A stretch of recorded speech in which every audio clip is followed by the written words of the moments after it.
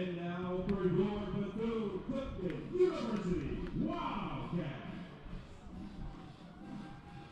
Batting first, second baseman number 2, Kote Olesen. Batting second, center fielder number 34, Darren Chubb. Batting third, right fielder number 4, Highway Hall. Batting fourth, left fielder number 35, Boris Pena.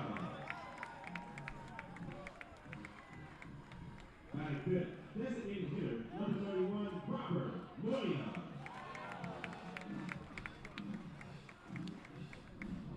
Batting sixth, first baseman number 16, Manny Solfray. Batting seventh, catcher number 22, Irvin Escobar. Batting eighth, shortstop number 25, Jeremy Garcia.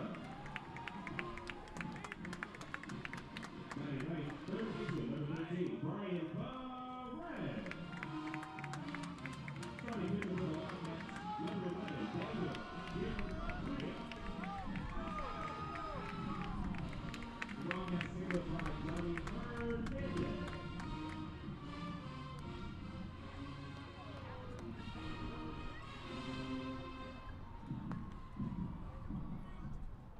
May you all please rise for the playing of our national anthem.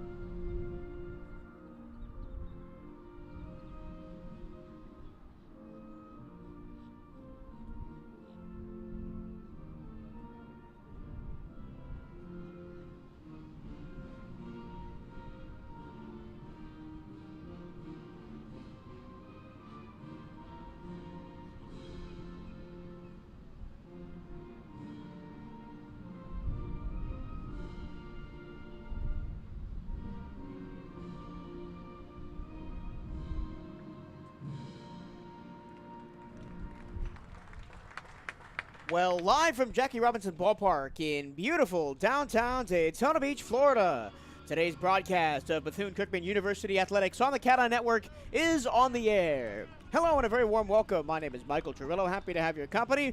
Also happy to have the company today of Daryl Natil. Daryl, it is probably the most important game of the season for the BCU baseball team today, as it's the rubber match of the series with arch rival and conference leader Florida A&M. We got two powerhouses this afternoon, Wildcats and the Rattlers. It's a rivalry. Little team from the place called Tallahassee, and the Cats looking to take control early in the season with the conference lead.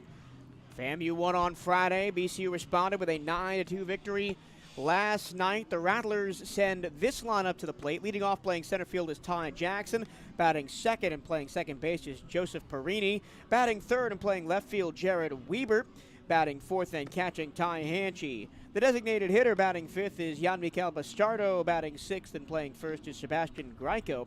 Batting seventh, the right fielder Jordan Brown. Batting eighth, the third baseman Adam Hadermota. And batting ninth is the shortstop Jalen Niles. For Bethune-Cookman in the field, Pena in left, Chun in center, Hall in right.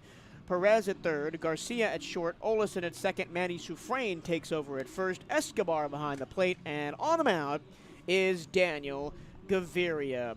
Gaviria is 2-2 with a .415 ERA in 6 starts and 6 appearances. He's got 1 complete game, 34 and 2/3 innings pitched. He's given up 19 runs on 32 hits, striking out 22 and walking just 4. But Gaviria's last 2 starts against Alabama A&M, not really what you want to see out of a Sunday guy.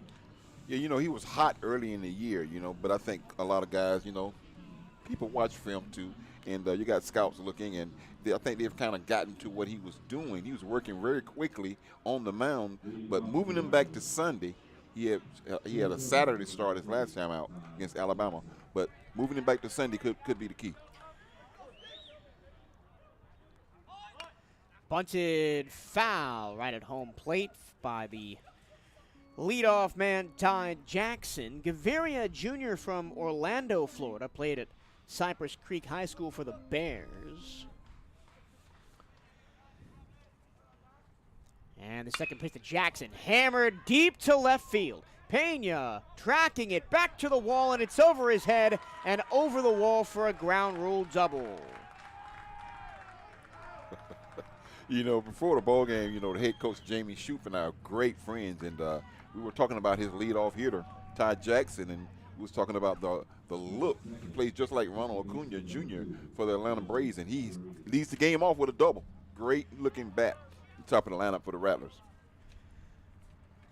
A lot of ground rule doubles go over the fence here. Gaviria really a pitch to contact guy, so if he can't induce that soft contact like he has not been able to do his last two games, Alabama State also against Mississippi Valley last week. Yeah. Valley really hit him well. Ended up getting the no decision as Bethune-Cookman came back to win that game. This one is hit hard but foul into the Budweiser bullpen down the right field line. This is Joseph Perini, the Friday hero for Florida A&M, hit the 2-run home run in the 8th inning that eventually gave the Rattlers the win as Tommy fouls it off in the count 1-2. Is he a switch hitter? I thought it was a left-hand hitter who get that thing to straightaway center field. No, he's just listed as a righty. Okay.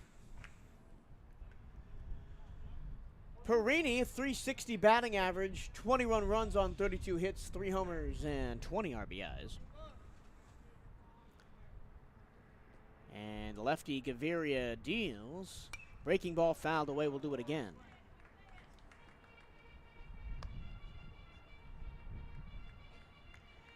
Perini from Crawfordsville, Florida, a junior out of Wakulla High School. Once again, the 1-2. Hit hard into left field, but this time not deep. Perez under it, near the track, makes the catch and fires in to keep Jackson at second. That's 2 hard hit balls off the arm of Gaviria here early in the ball game. We always talk about the wind here at Jackie Robinson Park, and the wind is blowing briskly to left field. That flag, you can see every star on the flag right now. And it was blowing in from center before the game, and it'll change on a dime. It's never consistent. Here is Jared Weber, the left fielder. Bunts it down the third base line. That will go foul. Weber, a .307 hitter. He's got the most at-bats of anybody on this team with 114. 30 runs, which also leads the team on 35 hits, 7 homers, and 29 RBIs. So he's been consistently the best bat for the Rattlers. Yeah, he's a great kid. Got a great bat, great mannerisms on the field. Really, really professional kid.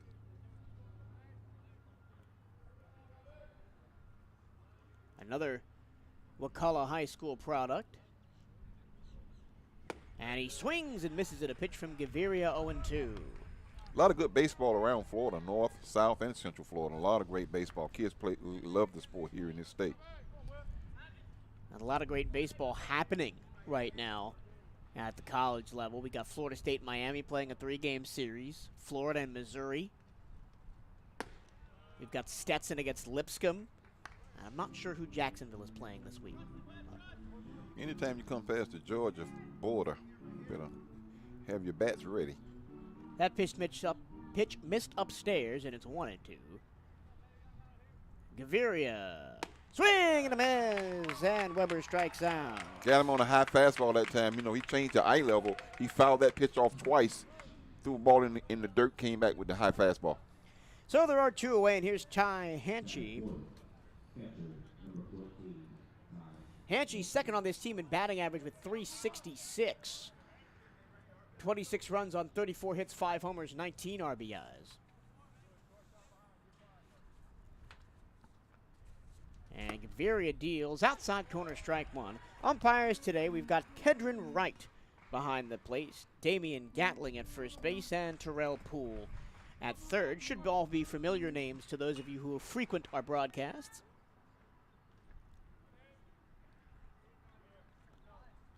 The 0-1 popped straight up in the air, foul.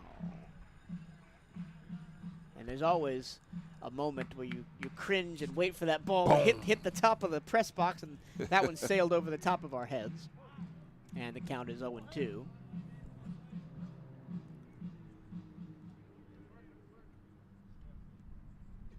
Swing and a miss. Got him with the breaking ball. Strike three, and that ends the inning. The leadoff double does not come back to hurt the Wildcats. No runs, one hit, one left.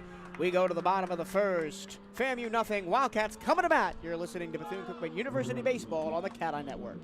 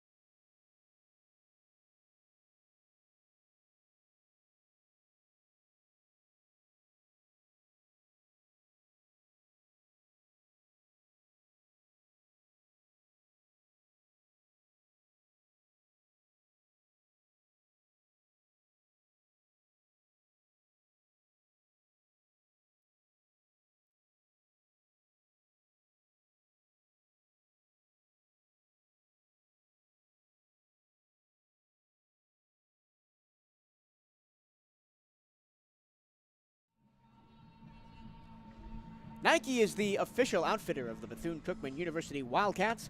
Gear up on the newest BCU Nike gear at nike.com/Bethune-Cookman Wildcats. Well, the Florida A&M Rattlers have tapped Trey Simmons, a left-handed pitcher, to be their starter for this crucial Sunday contest. He's 1-2, 7 appearances with 6 starts with an 8.49 ERA. In 23 1/3 innings pitched, he's given up 23 runs on 25 hits, 22 earned, 30 strikeouts, and 20 walks. And a rare sight for Bethune-Cookman fans, Colton Olison digs in the leadoff spot. First time he's done it this year, and he only did it once last year. And the first pitch is inside of the knees, ball one. Well, your hottest hit on the team, Terrero, is taking a day off, so you're going to put Olison up in the lineup. Olison has been back since Friday. He's been hitting the ball pretty good. He watches strike one right down the middle, count 1-1. Simmons toes that rubber all the way to the right, creating an interesting angle for hitters, especially righties, as Olison fouls this one away 1-2.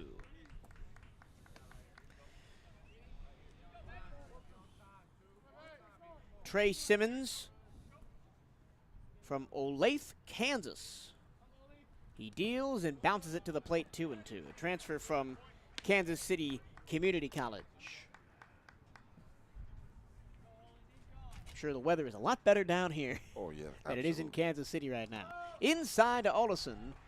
Ball 3 as Colton barely jumps out of the way. At that one, and the count runs full. And with just looking at the numbers on Jackson, you may feel this may be a bullpen game for FAMU. It's going to have to be a bull. They've used a lot of arms since they've been here, too. Inside ball 4, and Olison is on to lead off the contest. And according to our SID Bryce, who is a repository of all knowledge and wisdom about this team for the last couple of years, the one time that Olison led off last year went 0 for 4. Well, he's 0 for 0 right now. Yeah, nothing with a walk. Here's Garrett Chun, who usually occupies the number 2 spot, and he's playing center field today. He's bounced between center and left, depending on when Malik Stevens is in the lineup. First ball is a fastball low, ball 1. Talked to Malik before the ball game. He's feeling better, looks healthier, looks strong. Malik played, I think, 8 straight games over 2 weekends and has sat this weekend. Outside 0-2. And we will see how quickly head coach Jamie Shoup decides to apply the hook if Simmons starts off slowly today. Oh, there's a strike. I thought it was going to be ball 3 to Chun. The count 2-1.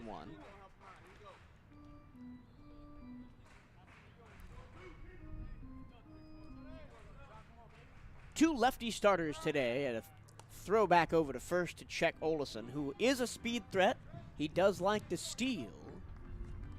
3 stolen bases on 3 attempts on the year for Olison. Fastball misses outside, and it's 3-1. That one was a little close. It was.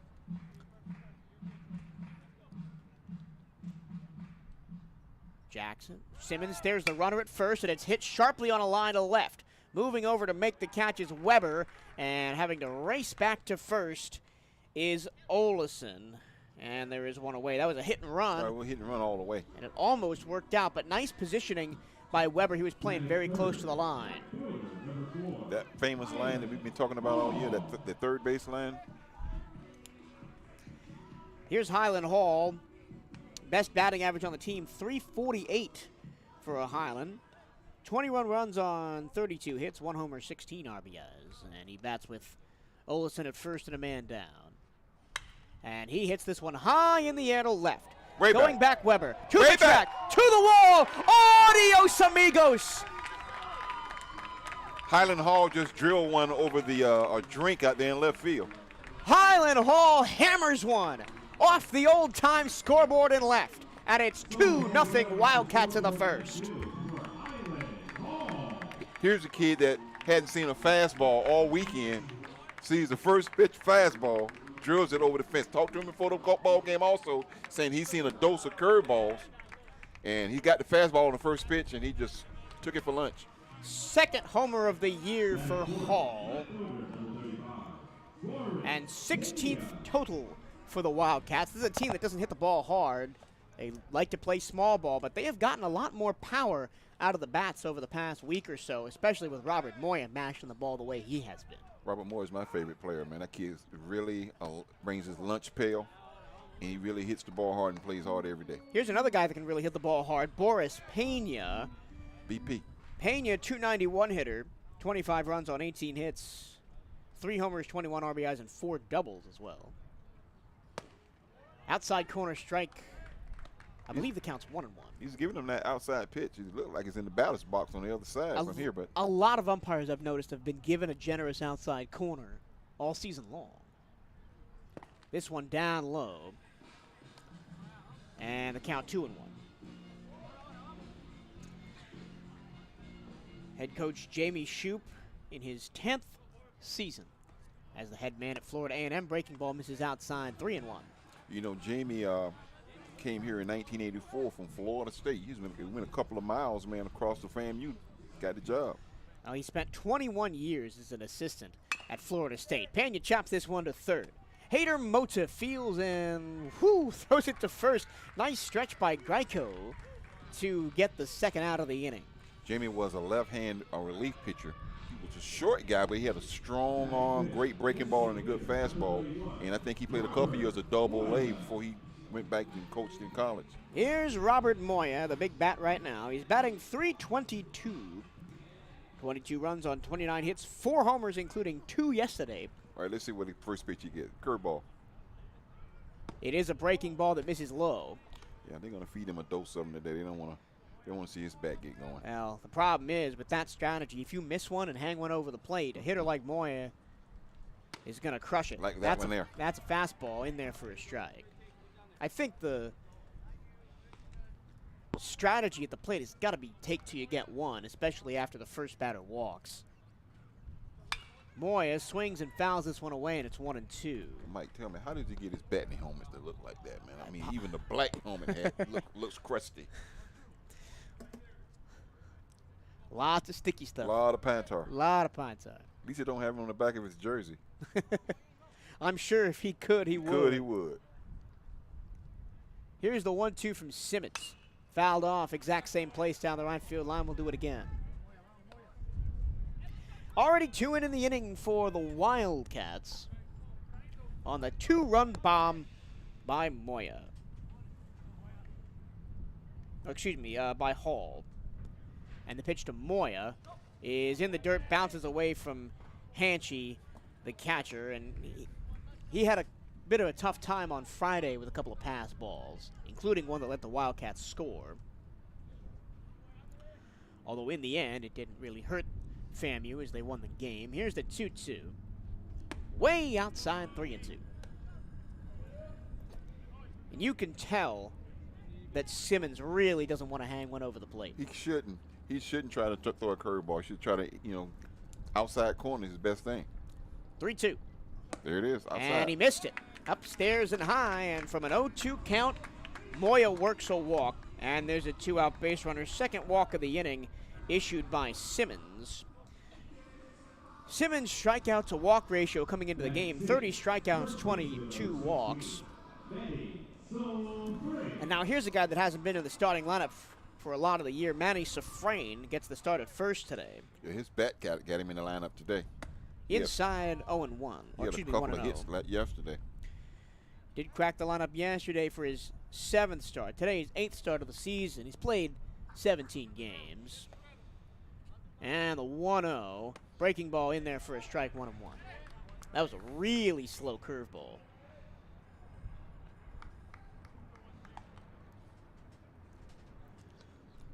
Got the bullpen going already, huh? Yeah, I imagine this would be a heavy bullpen day for FAMU as Sufrain swings and misses at another curveball that ended up in the dirt, 1-2.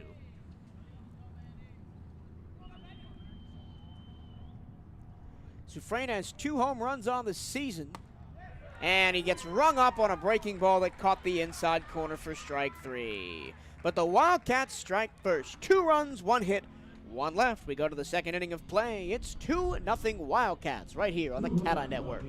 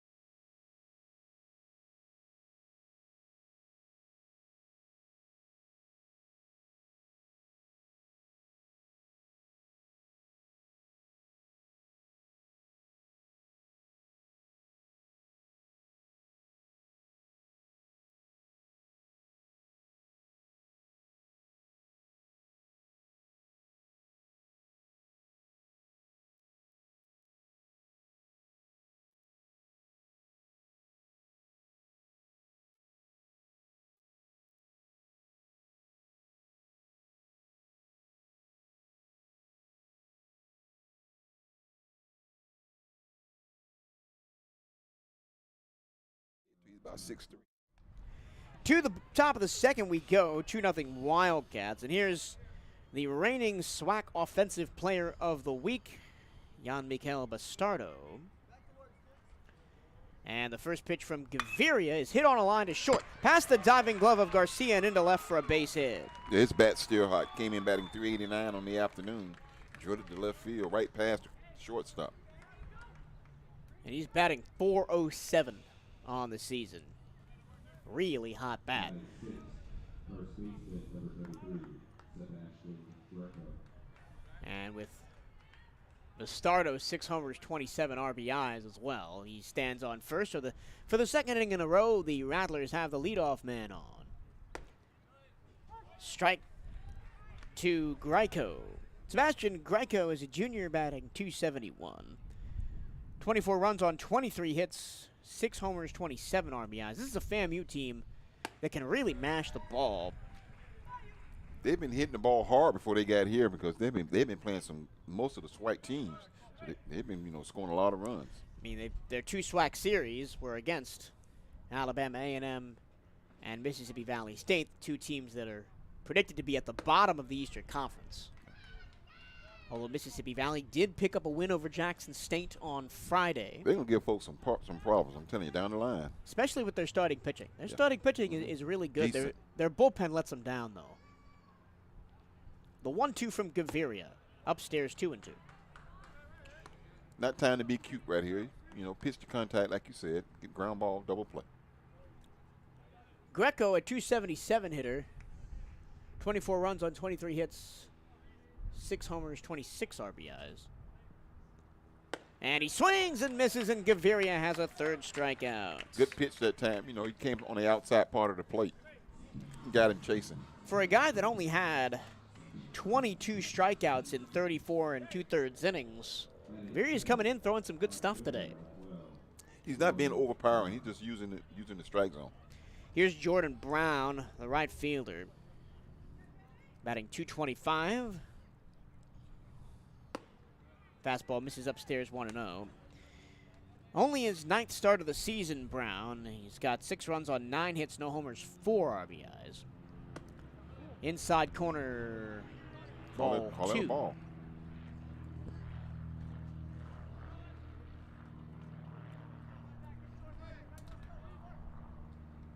Checks over to first. Now on Friday, Nolan Santos started the game, got himself into a bit of trouble early because he was trying to be too perfect, hit those corners. After the second inning, he really settled down, just started throwing at people. And he ended up with 11 strikeouts, as he usually does. He got stronger as the day went on. Yeah, because I think that somebody must have told him just stop being cute about it and go out and attack people. Ball inside 3-0 to Brown. That looked good from here, man. No, it looked a bit inside. Gaviria's 3-0. Strike on the outside corner, 3-1.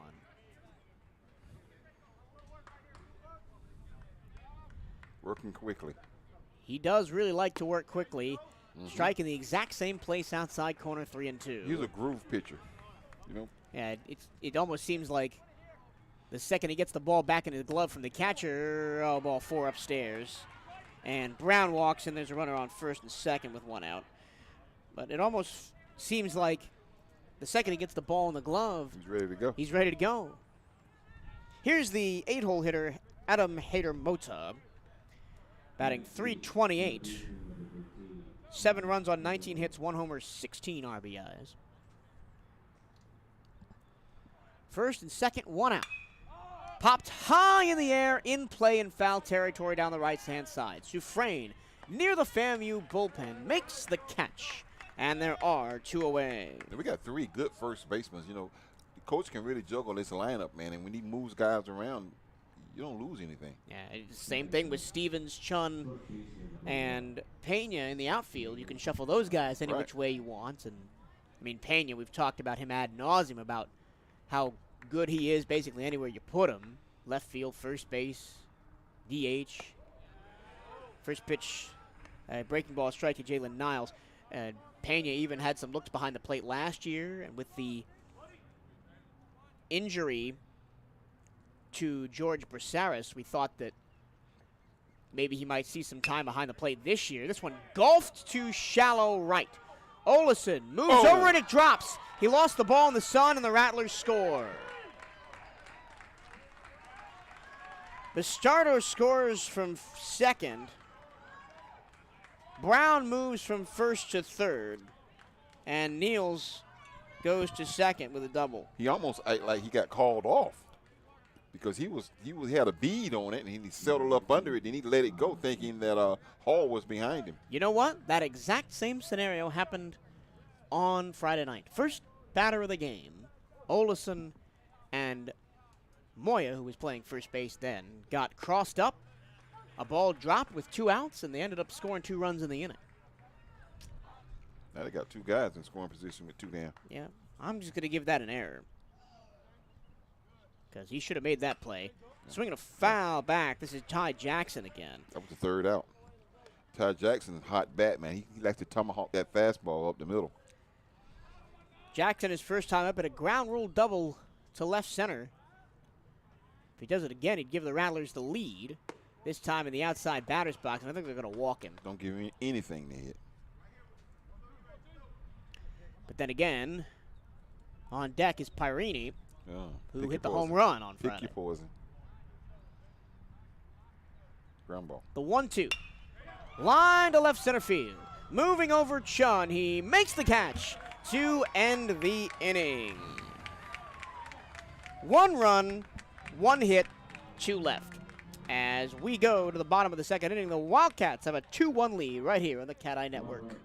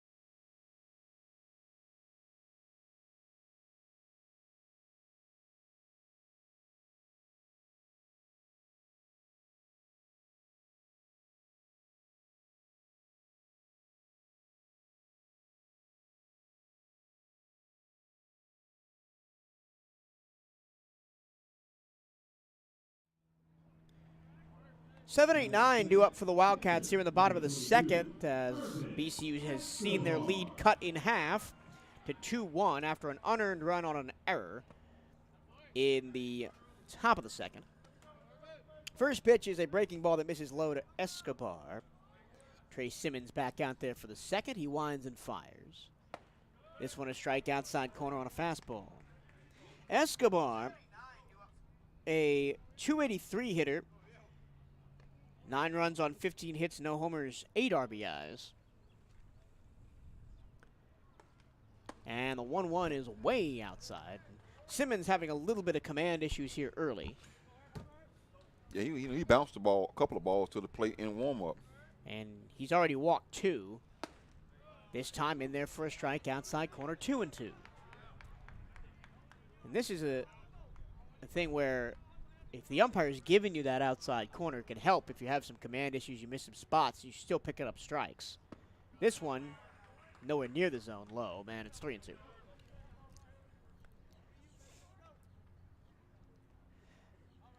Escobar, preseason all SWAC. And he hits this one foul, first base side out of play. Count holds 3-2, but has been mostly second choice catcher this season to George Braceras. He's got a bit of playing time this week after Braceras went down with that hand contusion. Thankfully, he is back, and it wasn't really a serious injury.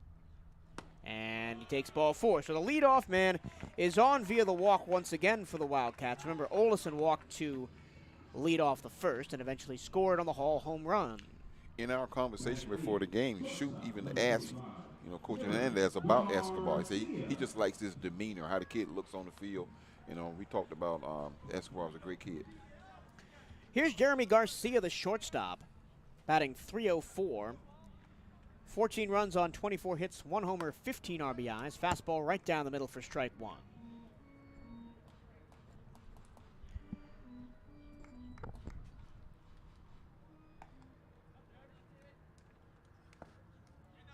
Bounced another one to the plate. Ball one. Simmons already up to 24 pitches here in the second inning. I always talk about pitch economy and how it's so important for starters to eat through these early innings with as few pitches as possible, misses inside with the breaking ball. And it's not that Simmons has no stuff. He's got a good curve, he's got a slider, he's got a fastball. He's just not getting ahead in the count. 2-1. That time again, the fastball misses outside. And it doesn't seem like he has his release point down. Well, you're looking at, he's towing the rubber from the far left, and he's a lefty, so you got to get the mechanics right. He's not even landing in the right place either.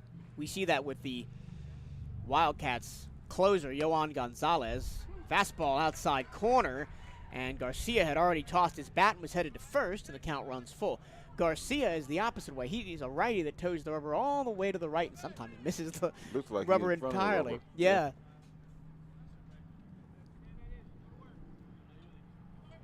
Another full count delivery will be after Simmons checks Escobar at first. That wind just picked up a couple of notches to left field, too.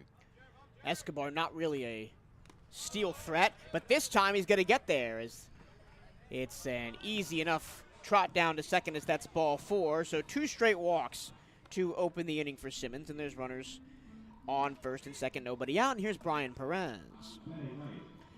Perez has only played the last 9 games this season, and he's come in after being injured in the opening part of the season. He's done pretty well for himself in 31 at-bats, 4 runs on 3 hits, no homers, 4 RBIs, mostly in the field for his defense, a really solid rock at third base. We've got some great third basemen and first basemen. Our middle infielders, we kind of played around too with putting Terror at second. Well, that's when Olison was dealing with a back injury and couldn't play for about a week. And so it made us be a big jigsaw puzzle over there. Yeah. But we got some good kids in the infield. I wouldn't be surprised if Chuero, even though he's not starting today, is first choice off the bench. Short. At either second or short or even DH. You always want to see his bat in every game of the series. So we'll probably see his bat later on in the day. Yeah. Really, we've got already a pitching change for short leach. Florida A&M. So gone is Simmons. He goes 1 inning. He gave up 2 runs on 1 hit and walked 4. And this is Dallas Tees.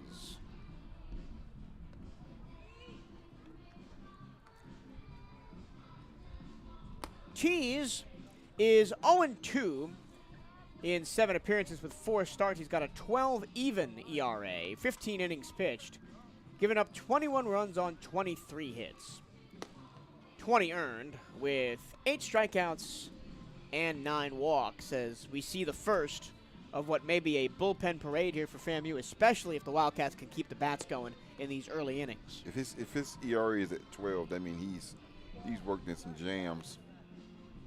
15 innings,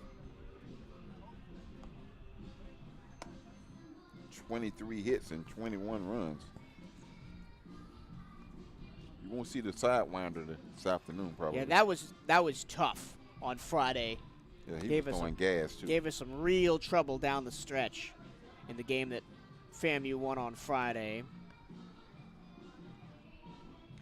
This is Dallas Tees playing for his hometown team. He's from Tallahassee. He's a sophomore. Last year made 13 appearances in 21 innings with 15 strikeouts. Played at North Florida Christian High School. So he's a righty to give the Wildcats a little bit of a different look than the lefty Simmons who started the game. Well, we've always hit the right-handed pitchers. The lefties, especially the kid from Mississippi Valley. I talked to him after the game last week. He was just had a biggest smile on his face, man. Are you talking about McClendon? Yeah, the guy man. who pitched on Sunday and had 121 pitches. And I said, man, get you some ice and go on the bus. And I don't even ice my arm, man. I'm like, what? So he had a big smile on his face, man. I told him he did a great job against us last week. Corners in for FAMU. Runners on first and second, nobody out. Perez squares to bunt, pulls it back, strike one.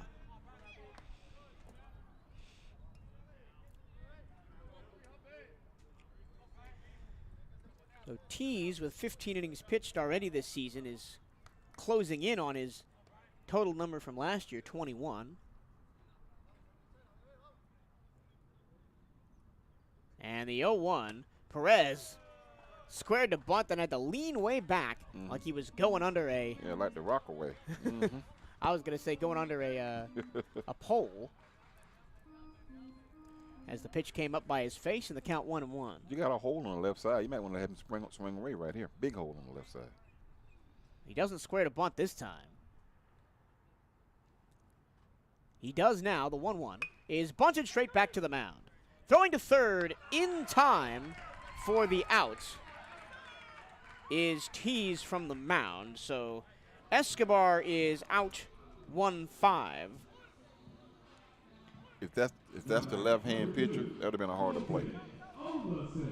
And Perez on first with a fielder's choice. So one down. Here's the top of the order, Colton Olison. I like the idea of bunting in that situation. First and second, nobody out. It just wasn't a great bunt straight back to the pitcher. You could tell he was trying to put it down the third baseline where he had more space.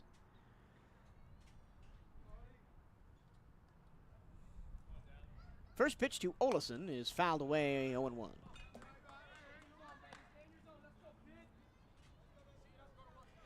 Olison, a senior from Spring Hill, Florida.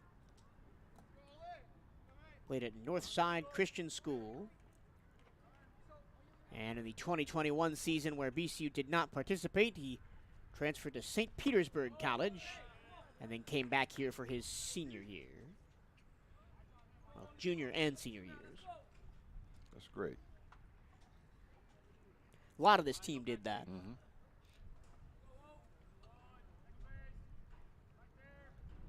The 1-1. Chop towards third, foul, 1-2. I think one of our basketball players did that too. He transferred to FAU and then came back to Bethune-Cookman. The SWITE Player of the Year. You know what I'm talking about. He did that too. And we saw what happened with FAU last night. Yeah. Lost on a heartbreaking buzzer beater in the semifinals to San Diego State. They'll play UConn to the national title game tomorrow night. A game UConn is heavily favored in. Yeah, Joe French went to FAU for a semester. This one hit high in the air to center. Moving over Jackson. He hangs under it and makes the catch. Olison going to third. He'll get there. Perez holds it first, and now, correction, that was Garcia going to third. So now runners on the corners with two down, and here's Garrett Chun, who fly to left his first time up. And got to get one of those that run back we gave up in the top of the inning. Yeah. So we got to get somebody across right here. Rattlers 1 out away from getting out of a 2-on, nobody out jam. Bunting is fundamental. They practice it before the game with on the pitching machine. The Wildcats have been bit by runners left on base multiple times this season. First pitch away outside, 0-1. Correction, 1-0.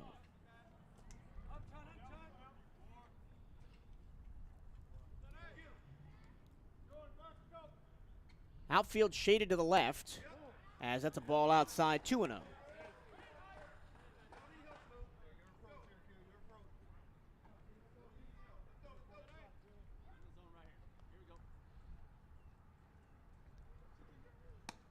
There's a strike. And the BCU bench does not agree with that one. They thought it was low.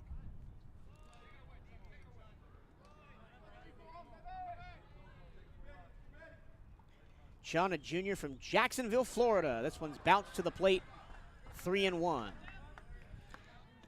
You got Mr. Hall on deck. You might want to take right here.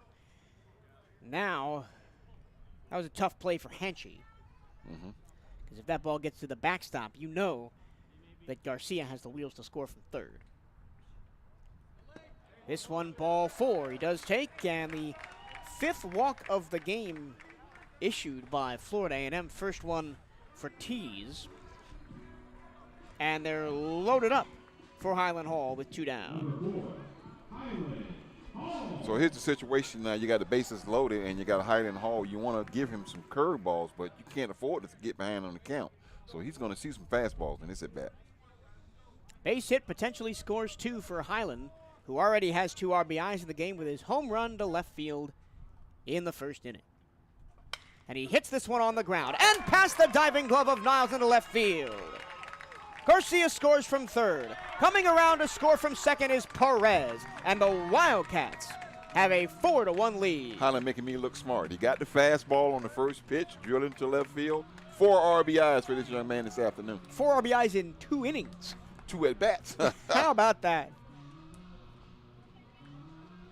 And just like last night, the Wildcats have jumped on the Rattlers pitching early. He was complaining, man. He said, man, I'm not seeing any curve. I'm not seeing any fastballs, and Moya is getting all the fastballs. I said, just be patient, son. When you see it, jump on it. He jumped on it quickly. So now Chun on second, Hall on first, and here's Boris Pena, who takes a ball low. Pena, who was really hot a couple of weeks ago, had 2 homers and drove in a lot of runs in the Alabama Saint series, but then ever since then he's kind of been a little cold. And he swings and misses at a breaking ball 1-1. That's when he gets in trouble. He chases that breaking ball, gets behind in the count, then he kind of presses himself. You know, he was doing well early in the year. Pena has struck out 24 times. That's the most on the team. Yeah, he presses once he gets 2 strikes. 1-1 bounce to the plate, and it gets away from Hanchy, and the runners will advance. On the, I believe I'm going to call that a wild pitch instead of a pass ball. Now that run at third, that's the one we want to get back. Need another wild pitch to get a cheap run. Chun goes to third, Hall to second, and the count 2-1 as Hanchy walks out to talk to his pitcher, Dallas Treese. Excuse me, that's Tees. I spelled it right in one place on my scorecard and wrong in the other. Is that a ballpoint pen you got there? No, you need a ballpoint. It's just pencil. Here comes Shoot back out. Well, I am dyslexic, so it doesn't help. But his name is Dallas Tees. So we're going to have a meeting on the mound. Nobody in the Rattler bullpen, so Tees will stay in there. We have got a beautiful uniform matchup today, in both teams wearing what I believe is their best kit.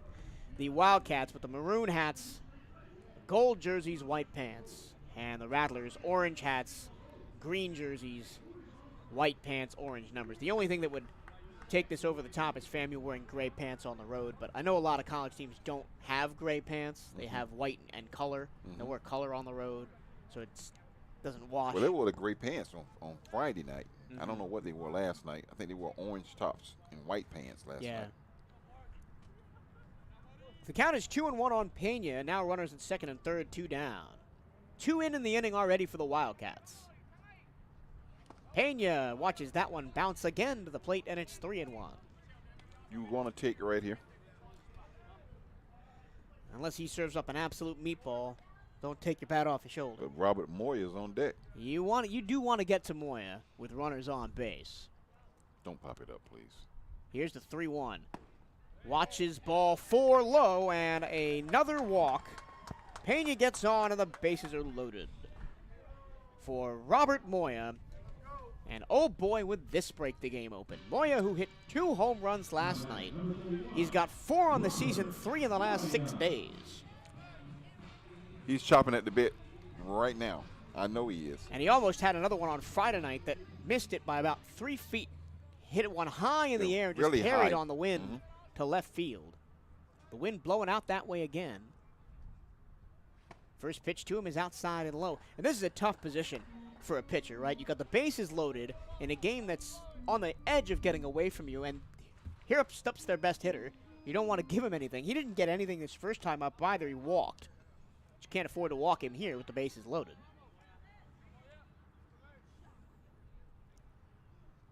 Robert swings and hits a high fly ball to center. Coming in is Jackson. He makes the catch to end the inning. You could tell Moya wanted to put that one over the batter's eye. But anyway, 2 runs on 1 hit, and the bases left loaded. We go to the 3rd inning of play. It is 4-1 Wildcats right here on the Cat Eye Network.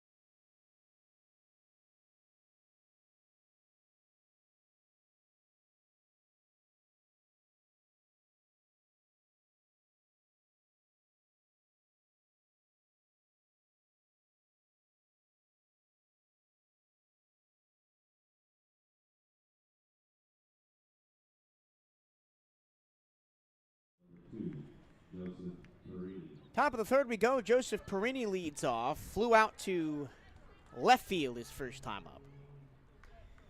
Wildcats have a 4-1 lead, courtesy of 4 Highland Hall RBIs. And he was due for a breakout game like this.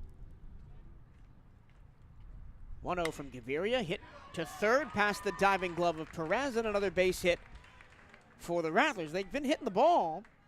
This is their 4th hit of the game officially. Just hoping they have some drives left on this afternoon. They've left, what, 3 on already? Yeah, they've left 3 on base already, including 2 in the 2nd. Here's Weber. Struck out his first time up. First pitch from Gaviria.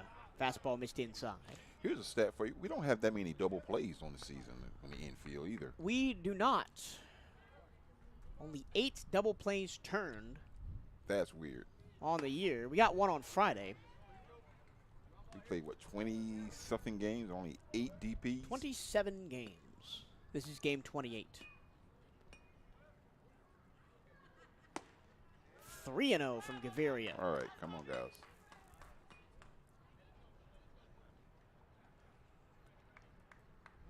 By contrast, we have had 23 double plays turned against us. That's right down the middle for strike 1.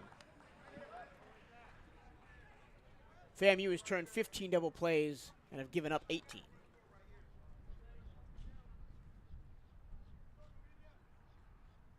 Swing and a miss. And the count 3-2. That's the pitch he has problems with. You got to come back with that. He missed that pitch on Friday night a few times. Let's see what Gaviria dials up here. The payoff is swung on and missed, and Well, down they're goes making me Weber. look good today, Mike. Down goes Weber on strikes for the 2nd straight time. You were correct. He went right back to that same pitch. And Weber couldn't catch up to it. And here's Ty Hanchey, who also struck out his first time up to end the 1st inning. The leadoff man has been on all 3 innings for the Rattlers.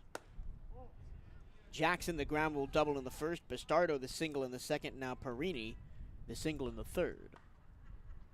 First pitch was outside to Hanchey. Outside and high, 2-0.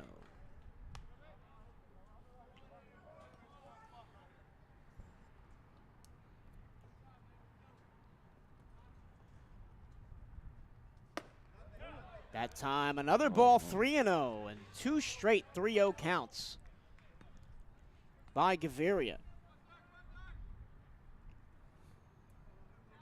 Hanchey, a senior from Virginia Beach. There we go. Transferred in from Norfolk State. There's a strike inside and corner. He's battling on the mound. He's making it hard work for himself by throwing a lot of balls early, and he caught Hanchy on the arm. So first and second with one out, and here's Bastardo, who I mentioned earlier, batting a cool .407. Bringing the hottest hitter in the SWAC up to the plate, and here comes Coach Sanchez out too. Well, yeah, Hernandez is Hernandez out. Yeah. Bastardo, a senior from Fort Myers, and he transferred from fellow SWAC opponent Alabama A&M. But he is the reigning SWAC Offensive Player of the Week from last week. And I'll look up his numbers for you. From AMU to FAMU. Yep. That's weird. And they played Alabama A&M last week, too. He must be majoring in agriculture or something. Yeah.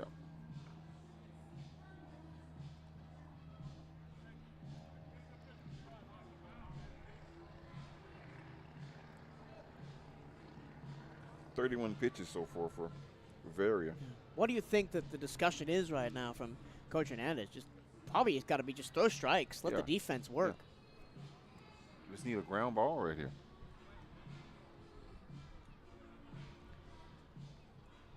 As you said, Bethune-Cookman don't turn a lot of double plays, but could really use one right here. 2 on, 1 out.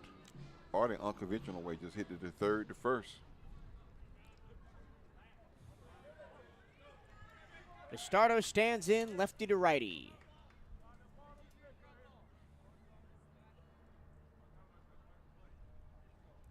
And the first pitch, Bastardo, ball upstairs, 1-0. And every batter in the inning has started with a ball from Gaviria. Nobody in our bullpen warming. They trust Daniel to get it done.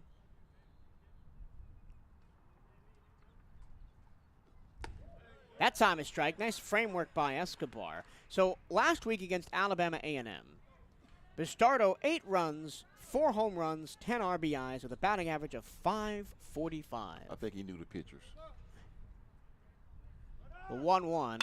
This one, a breaking ball hit in the air to left. Tracking is Pena, makes the catch 2 away. That was big. Yeah, getting him to pop up, man, with a hot bat like that, man, that was great. I would have rather have a ground ball. Now there's 2 away, and here is Greico, who struck out his first time up. Gaviria up to 4 strikeouts on the day. He's a finesse kind of pitcher. This time hammered past the glove of Olison into right. Coming home is Perini. Here's the throw to the plate. It's not in time, and Perini is safe. It's an RBI single for Greico, and the lead is cut in half once again. It's 4-2. I think the second baseman was out of position. He should have been more in the hole. He was playing a shade to center field. He should have been more to right field on the left-hand batter. Hanchy goes to third. Greico stops at first. Runners on the corners, 2 down. Here's Jordan Brown. Again, you mentioned nobody warming in the BCU bullpen. We're not sure how many arms either of these teams have left after a tough series. And FAMU, I believe, played Wednesday as well in non-conference action against Troy.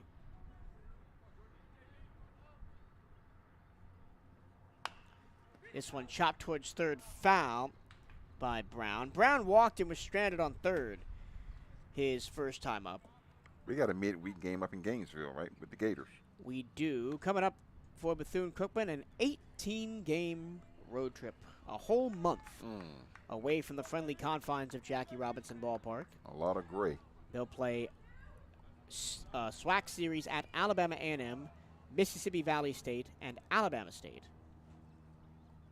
Swing and a miss on a breaking ball, and it's 0-2 to Brown. You're going to get some cooler weather, too.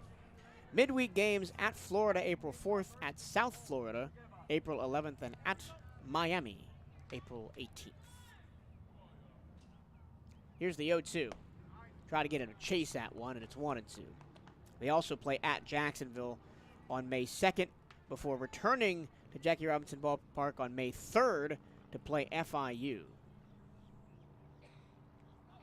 1-2, runner goes. Chop foul, count holds. You know, minor league baseball getting ready to crank up. The Tortugas will be here. 10 days till opening day for the Tortugas.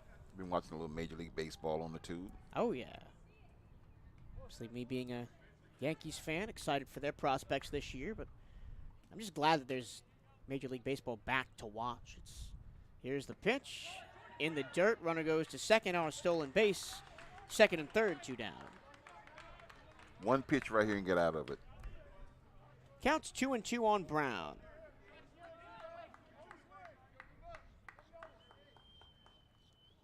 Straw came out swinging on a breaking ball in the dirt. 5th strikeout for Gavirio. 1 run, 2 hits, 2 left. And as we go to the bottom of the 3rd inning, Wildcats have a 4-2 lead right here on the Cat Eye Network.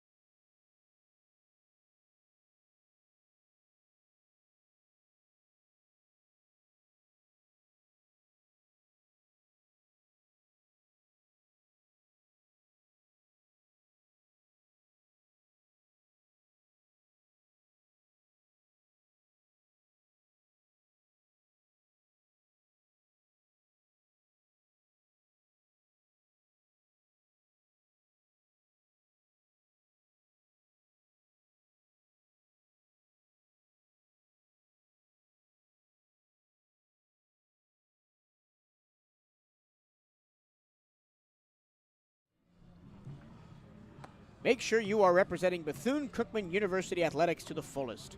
Buy the latest BCU gear online at the Bethune-Cookman online store.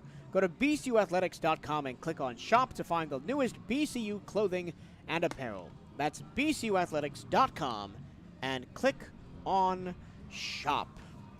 Bottom of the 3rd we go. Wildcats have scored in each of the first 2 innings, and they have a 4-2 lead. All 4 RBIs by Highland Hall. His homer in the first and his 2 RBI single in the second. Manny Soufrain will lead it off for the Cats. He was the only strikeout victim of Rattlers starter Trey Simmons back to end the first inning. Now he starts off the 3rd.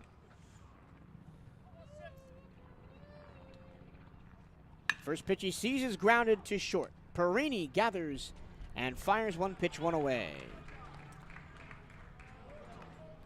That's something that Bryce and I talk about a lot when we're up here doing the games on Fridays, is the Wildcats really love swinging early in counts.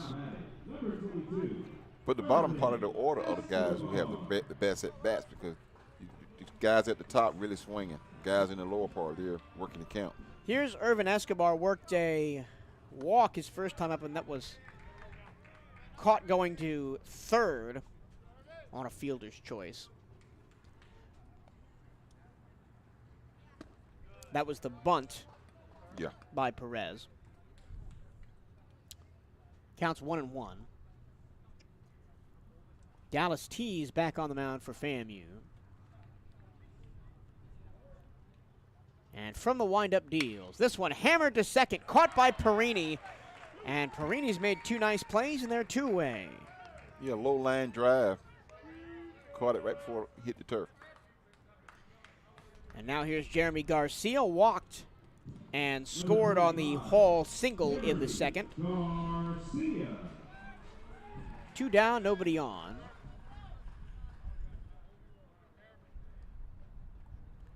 First pitch to Garcia, outside corner, ball 1.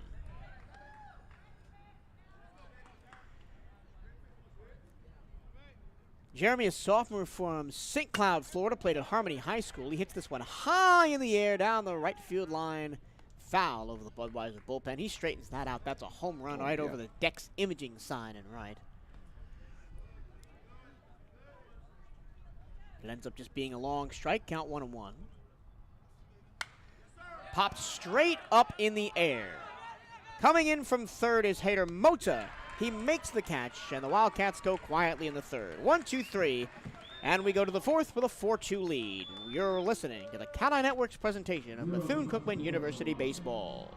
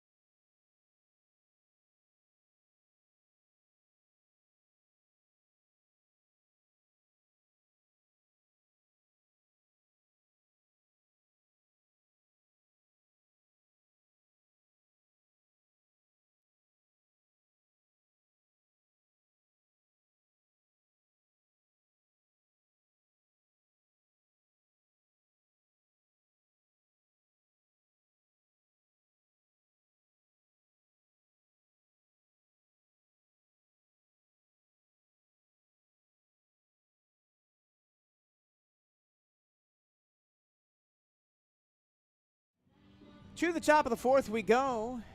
Wildcats with a 4-2 lead, but the Rattlers have been chipping away. They've scored 1 in each of the last 2 innings, and have had the leadoff man aboard in each of the first 3.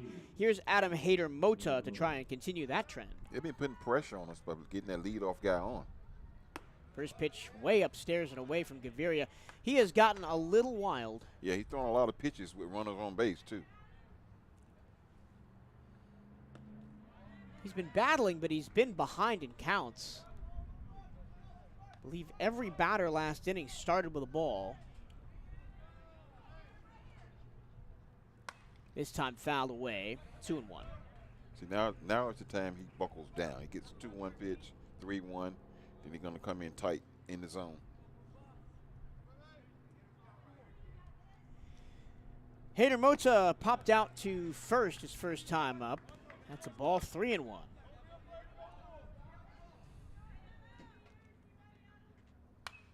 This time he fouls it off again. Hader Mota, a junior from Tampa. Played at Robinson High School. Here's the 3-2. Fouled away, first base side, will do it again. All speed outside corner. There he is. And he hammers it to right, but not deep. Highland Hall doesn't even have to move to make the catch, and there's one away. If I was in Vegas, man, I'd be winning. You're the pitch whisperer.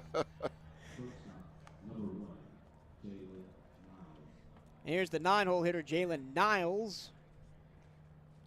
Doubled on that really awkward play his first time up, where Olesen came over and tried to call off Soufrain at first, and the ball just dropped to the ground. They did give him a hit instead of an error. I'm not so sure how I feel about that one. I'll have to go back and look at that one and change it.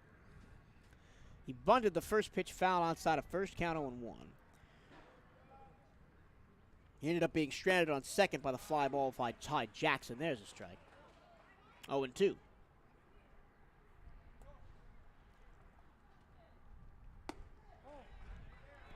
Ball outside, 1-2. I don't mind that fastball upstairs and high when you're ahead, because you try and get somebody to chase and get a strikeout. That's when you can use that pitch. Right now he's ahead of the count, 1-2. Niles, a shortstop from Tampa, Florida, played at the ever-present Jesuit High School. Ground ball to short. Backhand pick by Garcia. Throws across the diamond. In time, what a play. Suffering on the stretch at first base. He's the more mechanical first baseman. When you see Moya over there, Moya doesn't stretch like that. But Suffren had his foot almost in the green. Now, in the scorebook, all you see is 6-3. But, man, that was an impressive defensive play. The backhand pick by Garcia, and the throw across his body to first. We got a great infield. We just don't get a chance to make that many plays. Here's Ty Jackson. Hit a ground rule double first pitch of the ball game in the first inning. Was stranded on first and popped out to center in the second, and he's ahead of the count 2-0. It's one of my newer mentees. I'll be keeping up with him the next couple of years. I talked to him and his dad before the game. And he hammers this one to center. Moving over to make the catch on the line is Garrett Chun. And the Rattlers go quietly 1-2-3 in the fourth. We go to the bottom of the inning. 4-2 Wildcats on the Cat Eye Network.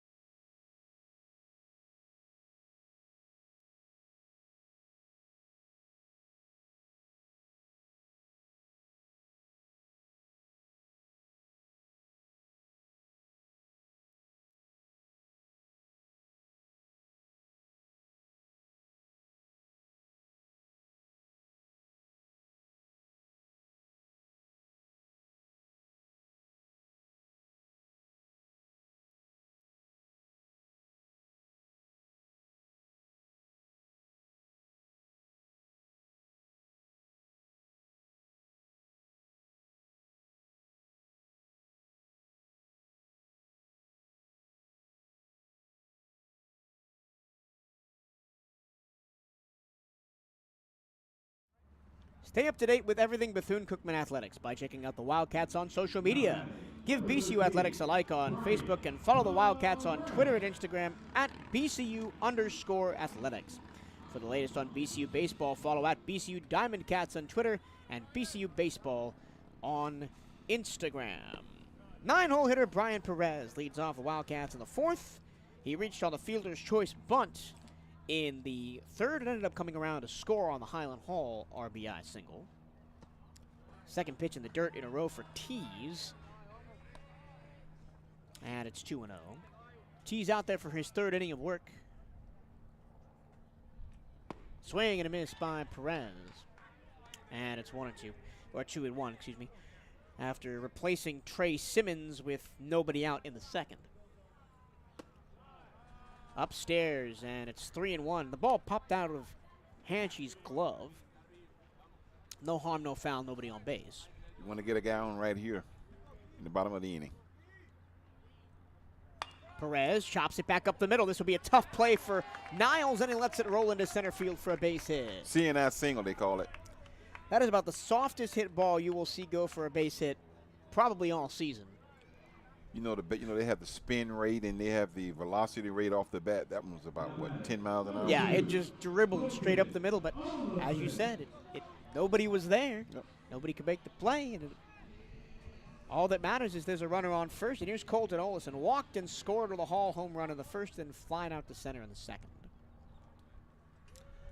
With a runner on and nobody out. First pitch to him, swing, and a line drive. It's caught over at third by Hyder Moti. Throws back to first for the double play. How do you like that? Well, you saw the slowest hit, then you see the fastest one hit out of the infield, caught as a line drive. And hopefully he didn't hurt himself trying to get back to first base, because he took one step back and he just went to a knee. That's a second inning in a row where the Wildcats have had a really hard line out right to a fielder. Escobar lined one to second, and now Olison lined one to first. Here's a ball up the middle. Diving stop by Perini. Turns and fires to first. Not in time. Yeah. great play by Perini, but the speed out of the box. That was Garrett Chun. Chung got some wheels going down to first base. This inning has had a lot of action. And now here's Highland Hall. He's had a home run and a base hit, and 4 RBIs in 2 at-bats. And he comes up with a runner on first and 2 out. Let's see how they pitch him here. He does his X, his circle, boom, clap hands, let's go. Things that won't fly in the MLB now with the new pitch clock rules. Well, if you do it, when you walk in the batter's boxes. Yeah. But in between innings, yeah, no. in between pitches, he doesn't do that. You can't do that when he just did. He stepped completely out of the box. Yeah. You can't do that now. Got to keep 1 foot in the box the whole time. And you're allowed 1 disengagement. Hall swinging for the fences, but just pops it up to shallow left. Weber makes the catch to end the inning. No runs, 2 hits, 1 left. We go to the 5th inning of play. Things moving along quickly here at the Jack. 4-2 Wildcats right here on the Cat Eye Network.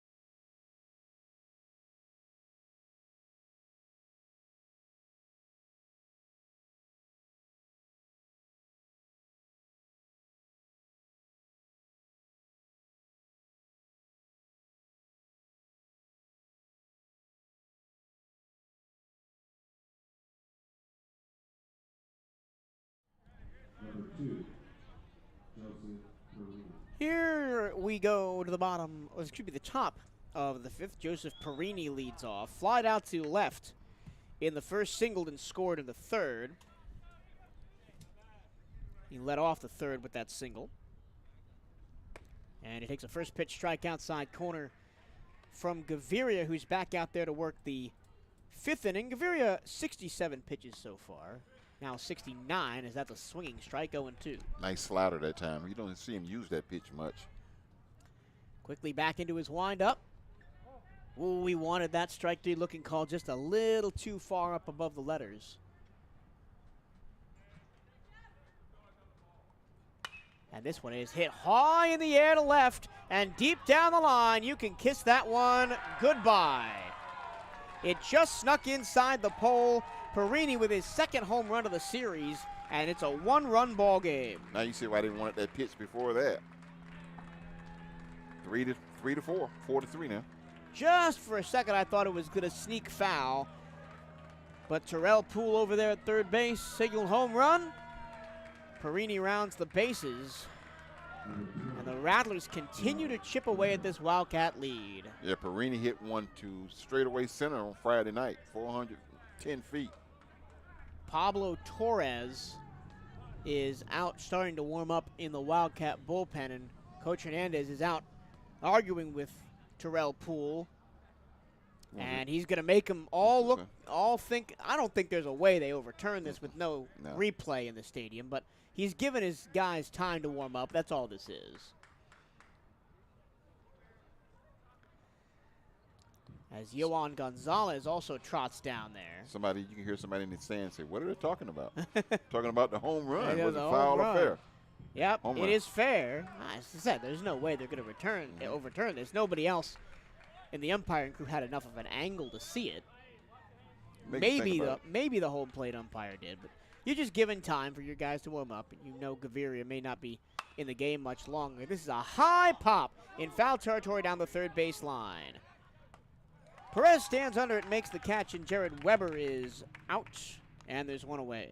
Get a couple cheap more outs like that on a few pitches just to keep his confidence going. Weber had struck out twice already from Gaviria, and now here's Ty Hanchey, who struck out in the first, hit by a pitch, and stranded on third in the third. First pitch to him, ball outside. Then threw the slider again. Yeah. On the right-hand batters, man, he's really effective. Foul tipped off the mask of Escobar, and it's 1-1. There's one job I would never want to have in any sports: catcher. I started out as a catcher in Little League. When I was 9 years old, they put me behind the plate. It's tough back there, man. This one misses outside, 2-1. It's just, you get bat swinging right in front of your face. That's the number one thing, is not to blink while they're swinging. That was the hardest thing to do as a 9-year-old, closing your eyes on every pitch. Wild pitches, running all every which way. Chop foul, 2-2. And a nice stick at first by the FAMU bench coach. 2-2. Chop foul again.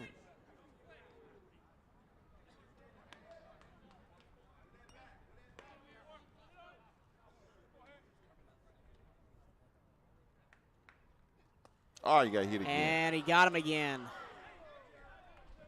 That one stung, and Hanchey's on with his second hit by pitch of the game. And now runner on with one out. And here's Jan-Mikel Bastardo. Singled and scored to the second, fly to left in the third. Yeah, that was a critical move right there, putting that guy on first base, you know, with a one-run lead. And the bullpen going, we need a ground ball right here. That's Todd Elford, the first base coach for FAMU. Bastardo, big cut miss at a breaking ball, 0-1. He's having trouble with the breaking ball. You might want to come on the outside corner here, then come back with the breaking ball. And he misses again, same pitch in the dirt. And it's 0-2. On Friday, Bastardo was 1 for 3 with 2 strikeouts. And he hits this one high in the air to right. Highland Hall tracking under it, makes the play, and there's 2 away. Yeah, he moved up in the batter's box that time, and it really did take off the timing of his swing. And you can see him walking over dejected, going to the dugout. 2 down. Here's Sebastian Greco, struck out of the second, singled Perini in from first in the third, stole second.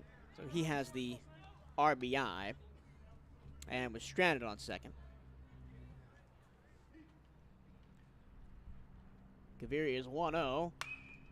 In off the hands, hit foul.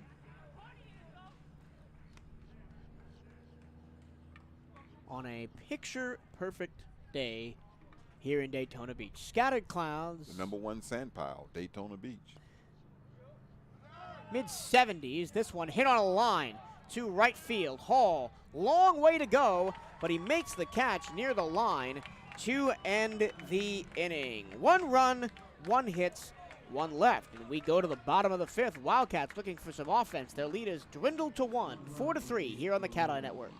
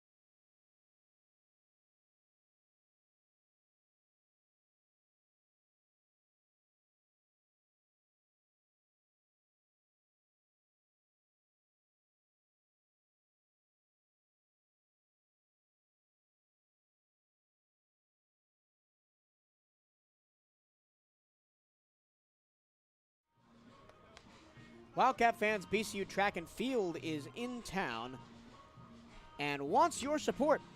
Come out to cheer on your Wildcats this Thursday through Saturday at the Embry-Riddle Spikes Classic right here in Daytona Beach. Check out BCUathletics.com and at BCUXCTF on Instagram for more information. Boris Pena leads off. Grounded to third his first time up, walked in the second. And FAMU leaves the middle of the field wide open for Pena.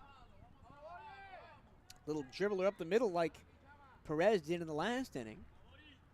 Be a single for sure. This time he chops it to third. Play by Hyder. Mota bounces it to first, and a nice stretch by Greco to make the play, and there's one away. So after the second inning, the Wildcats just 2 hits in the last 3 innings, and here's Robert Moya. Walked in the first, flew out to center in the second. He ended the inning with the bases loaded. See everybody backing up. Center field and left field are starting to back up. Center fielder playing almost to the track is Ty Jackson.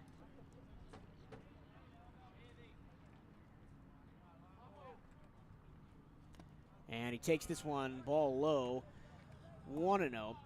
Moyer's not going to work a count. He's going to come up hiking. I mentioned that the Wildcats have an 18-game road swing after this game. As the 1-0 is swing and a miss at a breaking ball, 1-1.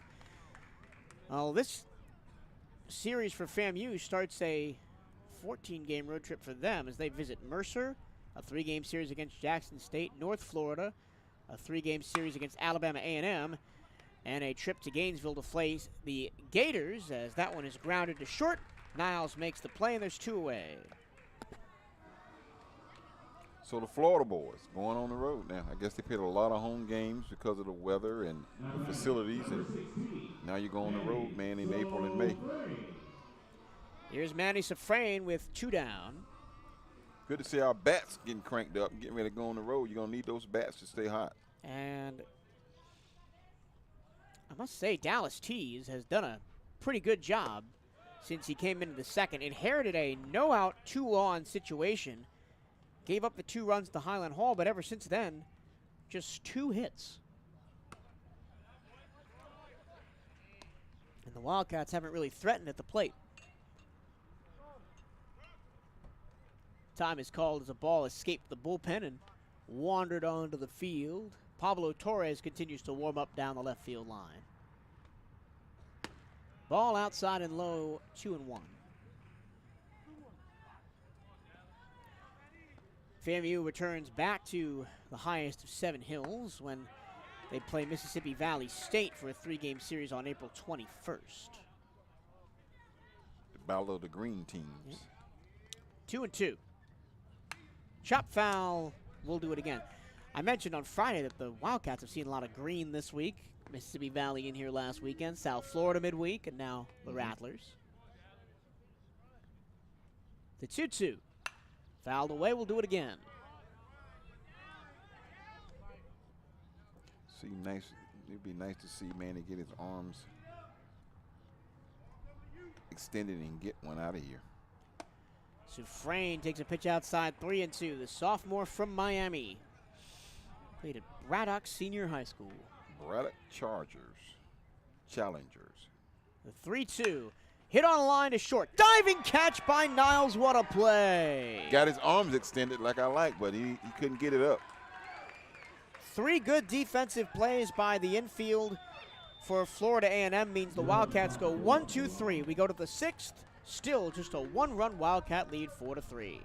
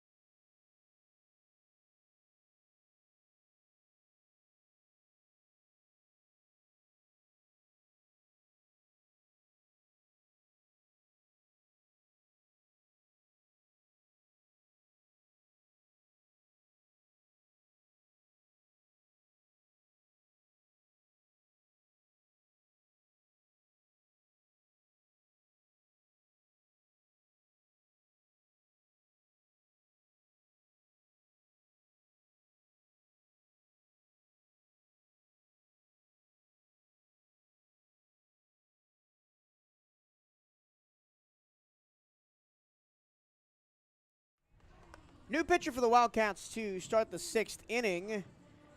It is Pablo Torres. Torres 0-1 in 5 appearances with 1 start. He's got a 6.94 ERA. Pitched 11 and 2/3 innings. Given up 13 runs on 9 hits, 9 earned. Striking out 15 and walking 11. The first man he faces is Jordan Brown. Walked in the 2nd, struck out in the 3rd. Third baseman Perez playing way in on the infield grass. First pitch is outside. Torres has a lot of speed on the fastball, but sometimes can lack command.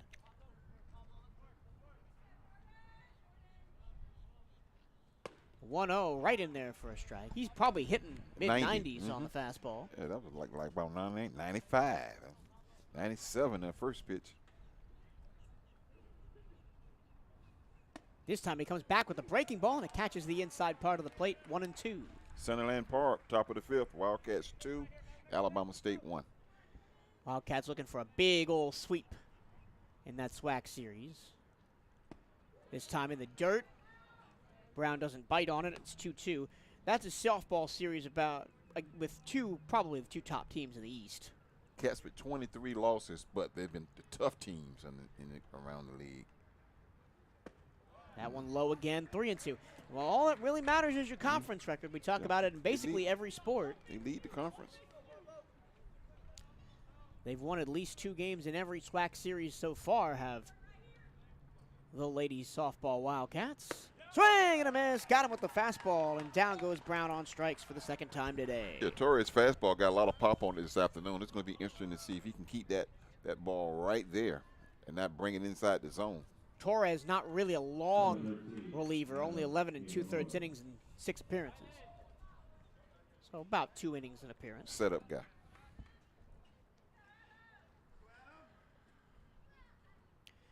This is Adam Hader-Mota.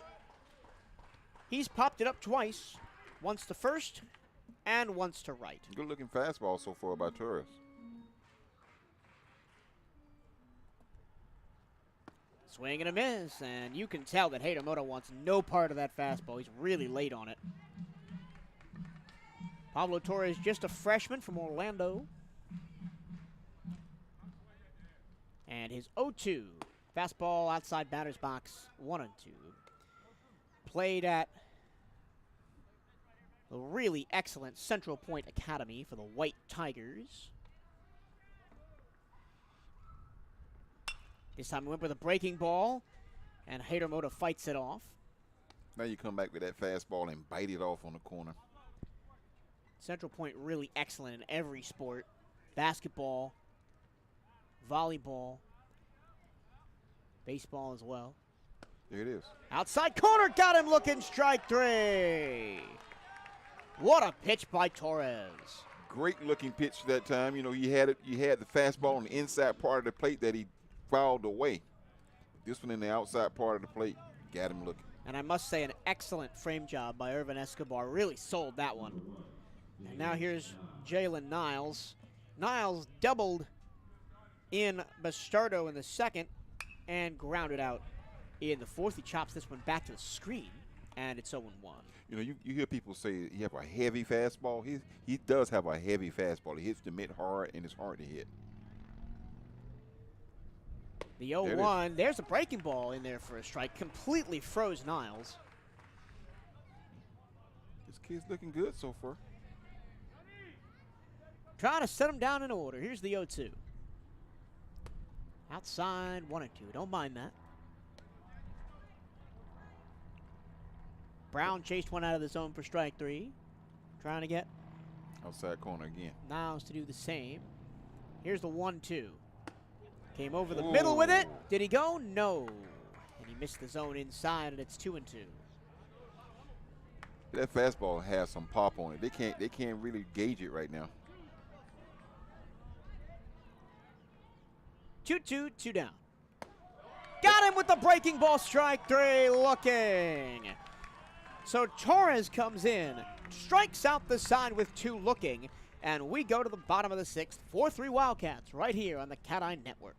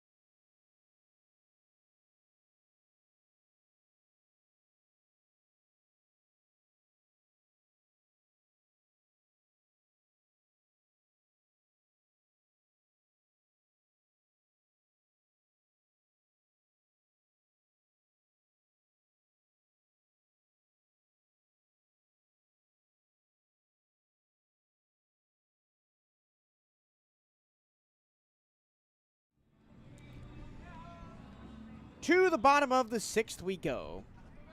And Irvin Escobar leads off. Escobar struck out looking to end the first, grounded out to second in the third, and lined out to correction. He walked in the first and lined out to second in the third. This is his third at bat. The first pitch from Tees is away outside of the backstop, 1-0. Nobody working still in the Rattler bullpen. Breaking ball finds the zone 1-1, so they trust Dallas Tees to continue long into this start, or this relief appearance, excuse me. Hit off the end of the bat, high in the air to right. Brown has a beat on it. The wind takes it away from him, but he moves over and makes the catch for the first out. The wind is now blowing in from center. It's beginning to swirl a little bit. Number 25, Jeremy Garcia. So the Rattlers had 7, 8, 9 come to the plate in the top of the inning. The Wildcats are doing the same here in the bottom. Here's Garcia. Walked and scored in the second and popped out to the third baseman on the left-hand side, foul territory in the third. That one inside corner, and it is 1-1, I believe. Scoreboard not updating here at Jackie Robinson. Breaking ball misses low, 2-1.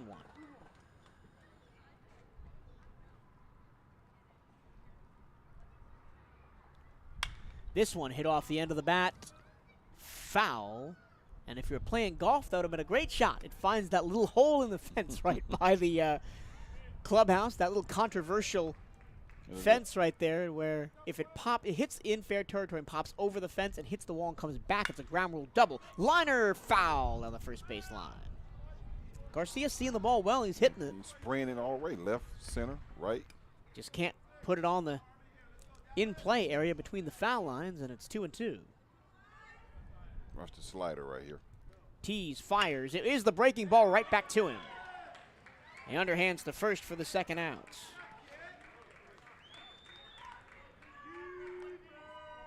You know, in our conversation before the ball game, we were talking about what would happen if the SWAC had a East and a West All-Star game. Teams in the East would kill the teams in the West. I probably agree, because the East would be made up of BCU, FAMU, and Alabama State players. Jackson State. Maybe that and one Mississippi Valley. Maybe that one starter from Mississippi Valley, McLennan. Yeah. But yeah, the East definitely stronger.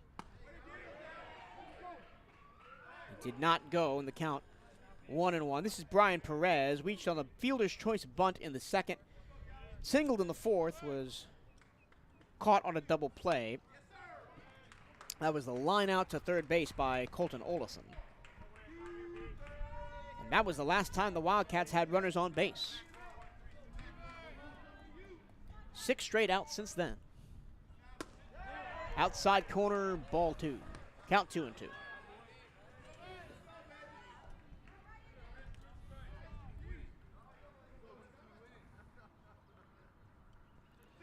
This one is hammered to left field. That's a base hit as it drops down in front of Weber. Great at bat that time. The Wildcats finally have a base runner for the first time since the 4th inning. Yeah, he fouled away some pitches, man, and battled it. Got the pitch he wanted.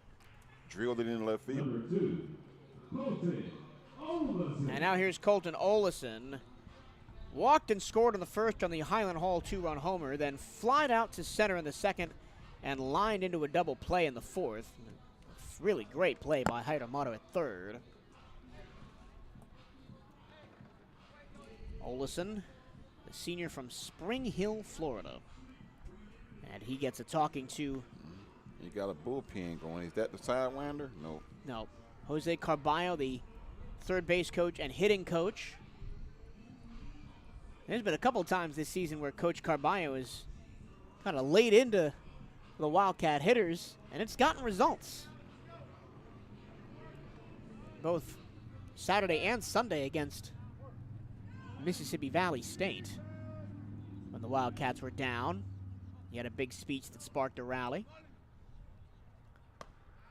First pitch, strike outside corner to Olison. There is somebody warming up in the FAMU bullpen, just kind of lazily throwing out there. with the way Tees has worked, I wouldn't expect there to be much urgency.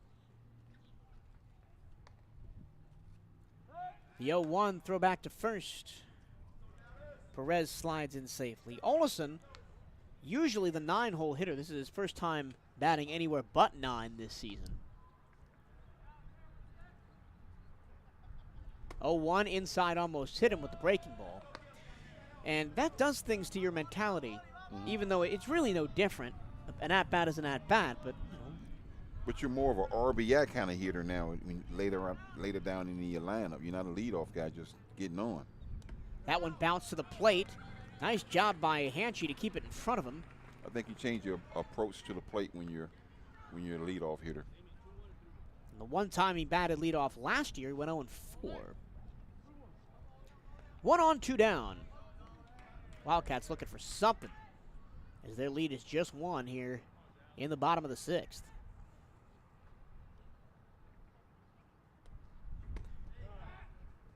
Check swing by Olesen, ball low, 3-1. You can tell Perez kind of wants to steal with 2 down, which would be a risky move. We need runners on base with 2 down. No stolen bases on no attempts for Perez. Olesen into right field. That's going to drop in for a base hit. It was shallow enough that runners hold, and so it's first and second with 2 down, and here's Garrett Chun. Now it's time to get that insurance run. 2 guys on, 2 down. Chun is 1 for 2 with a walk, flying out to left in the first, walked and was stranded on third in the second, and then had a really nice base hit where he beat out the throw. Here comes Jamie Shute. Want to give a shout out to one of my favorite, Rattlers listening in, Mr. Bobby Swoops in Atlanta, Georgia. And all 65 of you listening to us on the Cat Eye Network on this Sunday afternoon, we thank you for spending your Sunday afternoon with us, whether you're a fan of Bethune-Cookman, Florida A&M, or just like baseball, and are tuning in for some afternoon entertainment before the Women's National Championship game tonight. Iowa and LSU. Who do you have? Kim Mulkey, man. She's a great coach, but the kids at Iowa are playing at a different level, just like UConn. My heart says Iowa. My head says LSU. Hey, this time of the year, man, the way they're playing, I think UConn and Iowa are going to get it done. Now Chun stands in. They keep Tees on the mound. And the shift is as much on as it possibly can be. Chun fouls the first one away into the Rattler dugout. 0-1. You can't actually do the full shift with 3 defenders on one side of the infield, but Niles, the shortstop, is standing real close to second base, and the 2 infielders on the right-hand side are standing with their heels on the grass. Punch it to left field. Chun, not really an opposite field kind of hitter. He takes that one outside corner, 0-2, and now he's it's a big pitch here. got to step in, choke up, and try and poke one the other way. And Weber in left field is really far up as well to try and cut off the runner at home if a grounder does go that way.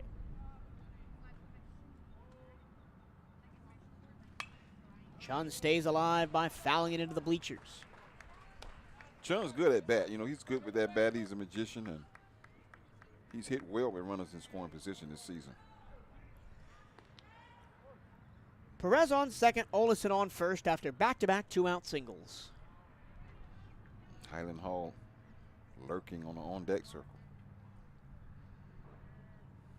Tees deals. Breaking ball outside. Framed that one. Ball 1. Yeah, it was outside. The Rattler fans didn't think so, but it was outside. Well, they don't think so because Kendron Wright behind the plate's been given those kind of pitches all day to both teams.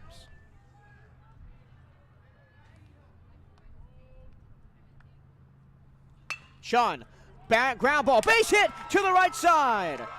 Rounding third and coming home is Perez. Here comes the throw, it's cut off, and the Wildcats, with 3 base hits with 2 outs, have increased their lead. It's 5-3. I talked about I like Chun in this situation because he hits the ball well. Great at-bat for Chun. Perez scores from second. Olison goes to second, and standing on first with an RBI single is Garrett Shannon. Here comes Highland Hall, and that might be the end for Tees. Yeah, Jamie Shute comes out. You can tell he's agitated. Yep, here he comes. He's already called to the bullpen. What a two-out rally by Bethune-Cookman. Escobar and Garcia went pretty quietly, and then Perez singled, Olison singled, and Chun singled, all to the right-hand side. Every time I'm on the broadcast and we talk about this, they change their approach. In this part of the game, you see them taking pitches and going to right field more, and you get that kind of results when you got a guy on second base and you got a good hitter like Chun. You take your time, you pick your poison. I think it's a third time through the order thing, maybe. Mm-hmm. Also, I'm trying to see the number of the new pitcher. let's see, number 10. Look, could be 10. Oh, that's the sidewinder. Yeah, it is. It's Zach Maria. 16, 18, whatever it's in. This kid here is hard to hit. He came in the game on Friday. He came in the 6th inning. But he threw a lot of balls, though. He couldn't find the zone. We were just swinging. He came in a tie ball game and actually got the win. Shut the Wildcats completely down. Well, we got one in our bullpen, too, so we got a closer. So as long as we got this 2-run lead, we're going to have to play some nice baseball now. 3 2/3 innings he was on the mound. He gave up 1 run on 3 hits and struck out 3. Let's hope he's been on the beach since he's been here. Once you hit that sand, that's it.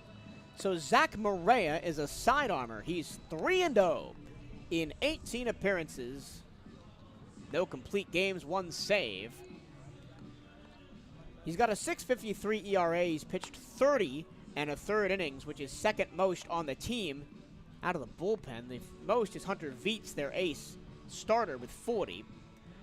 He's given up 22 runs on 40 hits all earned, with 28 strikeouts and 15 walks. And if you're the Maroon and Gold, this is the last person you want to see trot out from the bullpen. But talking to Highland before the game, we even talked about this guy. He said he's seeing the ball well out of his hand. It's just that delivery, man, it throws off your timing. You can see the ball, you can hit it. So let's see what Highland does with runners at first and second, 2 down. And Bryce and I talked about this on Friday. Hitting side armors is one of the toughest things to do in baseball because you're just not used to seeing that delivery. And nobody's teaching that delivery either up through youth baseball. So all your side armors are guys that kind of taught themselves. Mm-hmm. Dan Quisenberry reminds me of him. So here's Hall. He's got 4 of Bethune-Cookman's 5 RBIs today with the home run and the 2 RBI single. And he was looking for that exact pitch. He chops it foul, and it's 0-1. Hall with a 2-run homer in the first to put the Wildcats on the board, had a 2-run single in the second, and then flied out to left in the third. Correction, of the fourth. And now he bats with 2 on and 2 out. 1 already in the 6th. And he hits this one high in the air, foul down the right field line, hooking into the Budweiser bullpen, and it's 0-2. Okay, you're going to see something in the dirt right here. We're going to waste a couple pitches, try to get in the chase. Reminder, this is new pitcher Zach Maria, the sidearm righty that gave the Wildcats fits on Friday night and ended up getting the win. The 0-2. Hit on the air, sharply to left. Moving over and making the catch is Weber. And he's flying to left his last 2 appearances as Highland Hall. 1 run, 3 hits, 2 left. We go to the 7th inning of play. The Wildcats now have a 2-run lead, 5-3.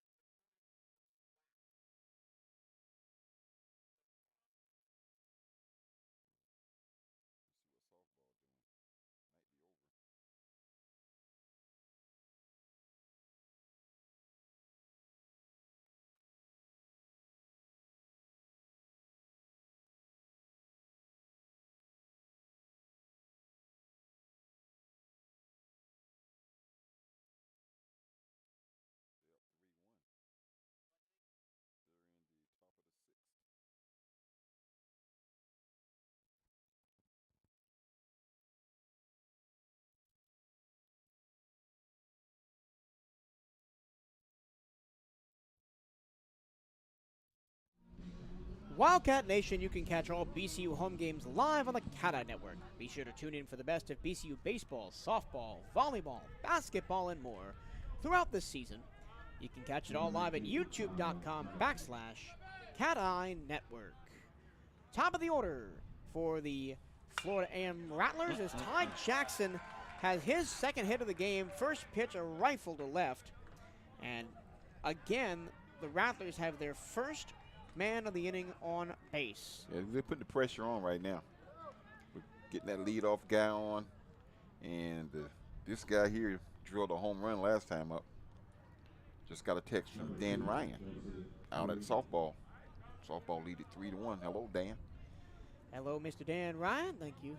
I'm sure he's tuned in on a phone or a computer somewhere. The legend, BCU historian, that is Dan Ryan. Other games across the SWAC going on right now. Have no scores, but we'll tell you the matchups after this. Torres 1-0 to Joseph Perini. There's a strike outside corner, 1-1.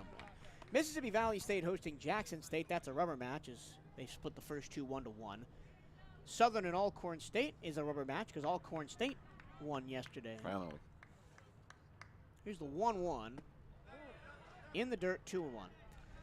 Grambling State and Arkansas Pine Bluff. Grambling State looking for a sweep. Texas Southern and Prairie View A&M. And Alabama A&M hosting Alabama State. Be a nice time for a ground ball DP right here. 6-4-3. Torres is 2-1. Strike outside corner, 2-2. Torres is continuing to pop the fastball. This kid is a switch hitter because he hit a home run left-handed, and then he hit one right-handed today. He is a switch hitter. And now he's back in the left-hand batter's box against the righty Torres, who deals low, 3-2. Boy. We've got, I believe, Yohan Gonzalez slowly tossing in the bullpen. The closer for BCU this season with 4 saves. Strike 3, rung him up outside corner. Great looking pitch that time by Torres. He struggled in his at bat, trying to stay in the zone. Outside corner for the strikeout. 4 strikeouts for Torres in 5 batters to start his foray to the mound today. And here's Jared Weber. Weber, 2 strikeouts in the game already and a fly ball pop out to third. 1 on, nobody out off the Jackson single. Or sorry, 1 on, 1 out. And this one is popped high in the air on the infield. Moving in is Perez. And he makes the catch 2 away. Is that an infield fly? It is in, I'm not sure. I'm just going to mark it as a pop up to third and we'll go from there. Okay. Runners hold. And now 2 on, 1 out. Here's Ty Hanchey. Hanchey struck out in the first and was hit by pitches in the third and the fifth. Both of those against Daniel Gaviria, who's still on for the win. Check swing, strike anyway. This kid has a live arm this afternoon. This is the best I've seen him look this season. Coming in with a 6.94 ERA. Pitching very well. But again, he's only a middle reliever, short setup guy. Ground ball back up the middle. Kicks off the... Oh, he kicked off the mound. And Garcia couldn't handle it, and everybody's safe. Ty Jackson hurt himself going into second base, too. He gets up a little slow. He's slid late. This turf, man, is still hard to gauge trying to slide head first. Hanchey into first. I'll call it a single. Yeah. Jackson on second. Now 2 down, 2 on for Jan-Mikel Bastardo. Singled and scored in the second off of the Niels RBI. And then has popped out twice. 1 to left, 1 to right. And in the series, Bastardo really hasn't done a lot. Yes, he has the run today. On Friday, he was just 1 for 4 with 2 strikeouts. Of course, I wasn't here Saturday to instantly reference what he did on my scorecard. First pitch, ball low and in. It was a busy weekend for Wildcat Athletics. You had the track team, the softball team, baseball team, football team, all in action. I think Dan went everywhere. I think I saw him post 5 different locations yesterday. Volleyball. Volleyball. With Yep. their spring exhibition series. And Good pitch. Emery Riddle, that is a nice fastball outside corner strike. Hope he got his gas mileage. I hope he got mileage and per diem. Dan Ryan is everywhere. Man, that guy's man is a great guy. What softball finish? He'll probably come here for the last couple of innings of this game. Fastball. This one misses outside. And it's 2-1 on Bastardo. You can tell that Torres really doesn't want to serve him one, because he can mash. Got 2 down. You don't want to give him anything good right here. Hitting .407 with 6 homers and 27 RBIs. 2 on, 2 out. Here's the 2-1. Fastball low and inside, 3-1. Sebastian Greco is on deck. I'd rather see Greco than him. Well, anybody on this FAMU Rattlers lineup is dangerous. The 3-1. Yeah. There we got him on the fastball. You know Bastardo was taken all the way. Okay, what are you coming with right now, Coach? What pitch you call right here? Same pitch? No, I might go with the slider to the right-hander. Slider inside to the right-hander. I might try and catch him with that, but who knows? I'm not as Nostradamus-esque as you are. Here's a 3-2. Tried to just blow the fastball by and chopped to second. Fielding and firing over in time is Colton Olison. Nice stretch by Sifrain at first, and the Wildcats get out of it. No runs, 2 hits, 2 left. We go to the bottom of the 7th inning. Wildcats with a 2-run lead right here on the Cat Eye Network.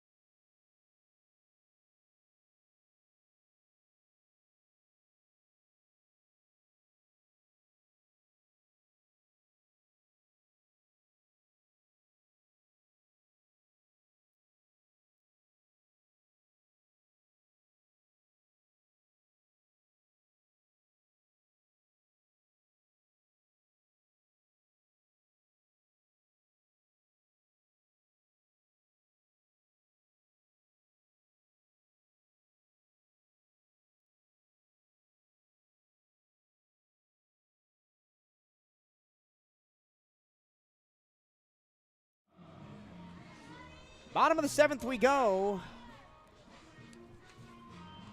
against the enigmatic Zach Morea, who the Wildcats have not been able to figure out at all this series. First man to him is Boris Pena, and that is about as slow a pitch as you will see in college baseball. But slow slider. It drifts across the plate for a strike. And Pena's just standing like, what do I do with that? I'm not used to seeing pitches 60 miles an hour. He threw it again, but this time missed outside. You don't see 60 miles an hour in BP. Yeah. Almost like an ephus pitch. That's, I was searching my brain for the name. Ephus. The ephus pitch, yeah. It does this one, he threw the slider 3 straight times. That one doesn't drift across the plate. Asking the umpire, where was that one? Low and inside.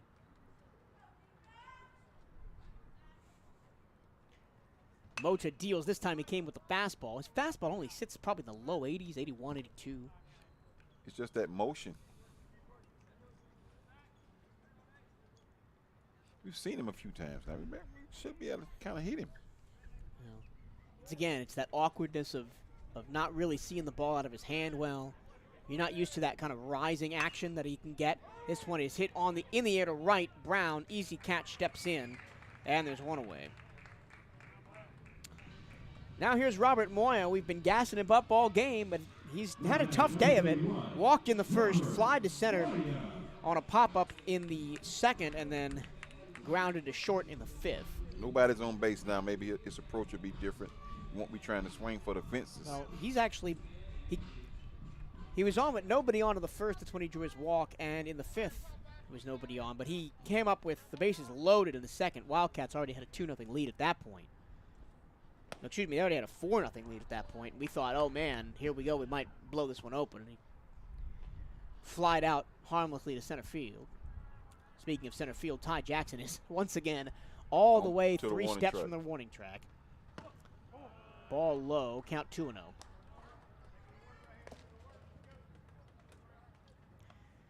Yesterday, Moya 2 home runs. A solo in the third.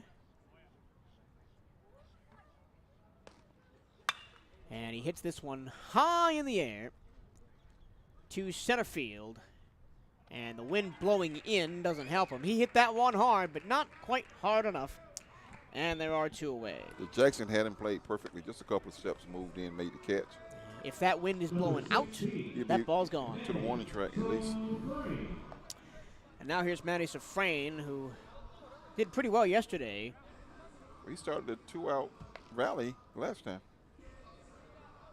No, that was Brian Perez. Okay. This is Safrain. Safrain 0 for 3, a strikeout, a line out, and a ground out.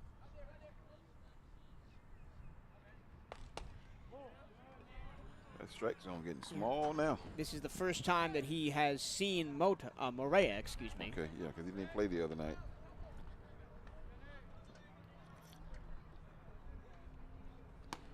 Outside 2-0. So once again, the first 2 batters for the Wildcats are out. That's happened the last 3 innings. This time inside strike. And it's easier to get that big loping slider called against lefties because it catches the inside corner instead of the outside corner. It's coming across the plate. Here's the 2-1. Chop towards first. It's a fair ball. Fielded by Greco. He'll take it himself. And that ends the inning. 1, 2, 3, go the Cats. We go to the 8th inning. Wildcats with a 2-run lead. 5-3 right here on the Cat Eye Network.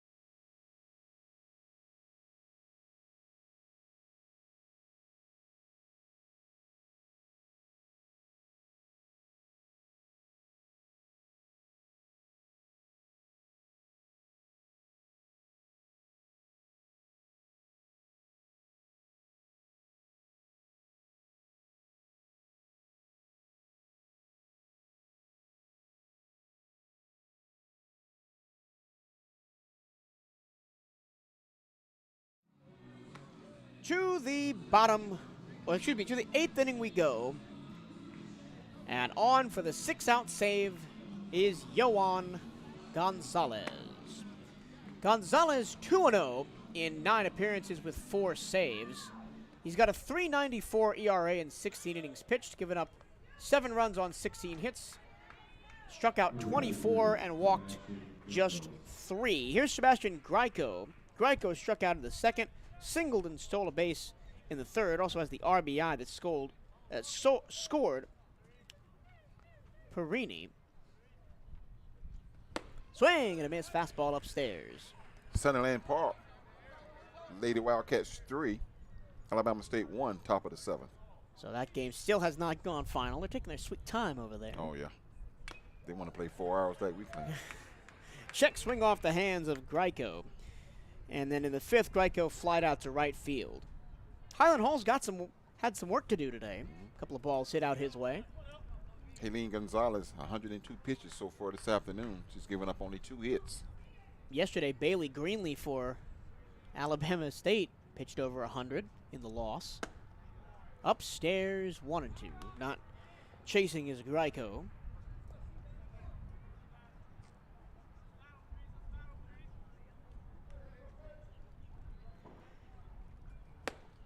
Fastball. Swing and a miss, and the transfer from Eastern Kentucky goes down swinging. Alabama State got a runner on at first with nobody out. That's the 10th strikeout combined for Wildcat pitching. Gaviria had 5, Torres had 4, and now Gonzalez has 1. Here's Jordan Brown. And Jordan Brown will not hit. We're going to have Ben Kim pitch hit. We saw him pinch run on Friday. He's a freshman. First pitch to him is low, and the count 1-0. When you're a freshman and you come play D1 college baseball, it's like going to the pros. The fastballs and the sliders are much different. Ball outside, 2-0. Kim, a .286 hitter. This is his 17th appearance of the season. In 21 at-bats, he has 3 runs on 6 hits. No homers, 3 RBI. Chops this one towards first. Suffrain will take it himself, and there are 2 away. So you got 2 of the top pitchers in the SWAC going at each other right now. Top relief pitchers. Yeah, that would be Moran and Gonzalez. Both probably have pretty big claims, at least at this point of the season, to the all-SWAC teams on the rotation. This one is chopped towards short. Olison in the outfield. Fires to first. In time. Another fantastic defensive play by Olison to get Adam Hader-Mutta to ground out. 1, 2, 3. Go the Rattlers. Hopefully last ups for the Wildcats coming up at the bottom of the 8th. We'll see you there. This is BCU Baseball on the Cat Eye Network.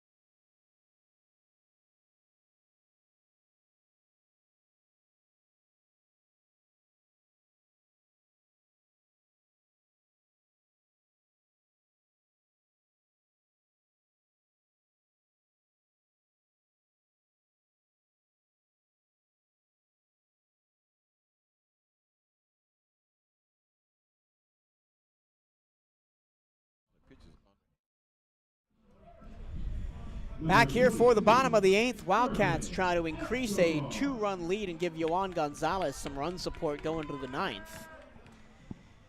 Irvin Escobar due up for the Wildcats. He's 0 for 2 with a walk. Loping slider from Maria catches the outside corner 0-1. Walked in the first, lined out to second in the third, popped out to right in the 6th has Escobar. Laid off of that really slow pitch, but it still finds the zone 0-2. Maria, a senior from Tallahassee, Florida, played his high school ball at Childs for the Wolves. Last year made 33 appearances, pitched 54 innings, 56 strikeouts, 3 and 4 with 1 save. This one right back up the middle. There's a base hit for Escobar. Somebody finally hit him. First hit given up by Maria. He had retired 4 straight Wildcat hitters. Number 25. Things getting kind of interesting over there at Centerland Park. Alabama State runners at first and second with 1 out. They trail 3-1 in the top of the 7th. Here's Jeremy Garcia, walked and scored on the Highland Hall RBI single in the 2nd. Popped out to third in the 3rd and then grounded back to the pitcher in the 6th. 1 on, nobody out. Wildcats with a 2-run lead. He squares to bunt and takes a ball low. Victoria Guzman on in relief for the Lady Cats. Of course, we'll keep Trying you. to sweep. Of course, we'll keep you updated about all things going on at Sunderland Park. Morea's 1-0. Bunted first base side. The first baseman takes it Great play that time. and throws out Garcia to Perini, so that play goes 3-4 instead of 4-3. But it does move the runner across to second base, and here's Brian Perez. Perez, 2 runs scored today. Reached on a fielder's choice in the 2nd. It was scored by Highland Hall's RBI single. Then singled in the 4th and was caught in the Colton Olison double play. Then singled in the 6th and scored on the Garrett Chun RBI. Another insurance run would not hurt. No, it would not. Breaking ball strike. Again, this is a guy that has not faced Maria yet today.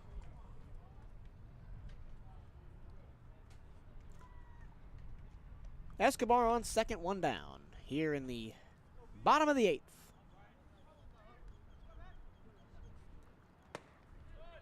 Ball outside, 1-1.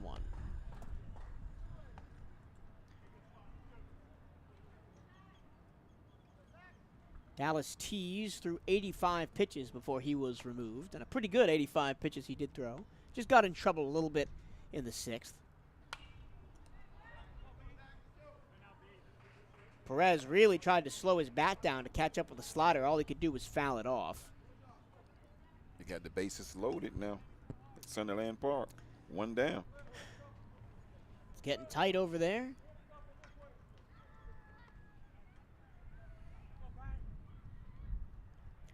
Maria toes the rubber. And from the stretch, the 1-2. Misses way outside, 2-2. Looks like he just missed his spot that time. Over-rotated the arm.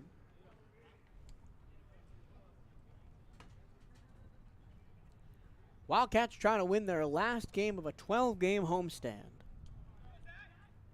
before they go on the road for the better part of a month. 18 games away from Jackie Robinson. Another one outside. This one sends Hanchy scrambling into the opposite batter's box. Count runs full.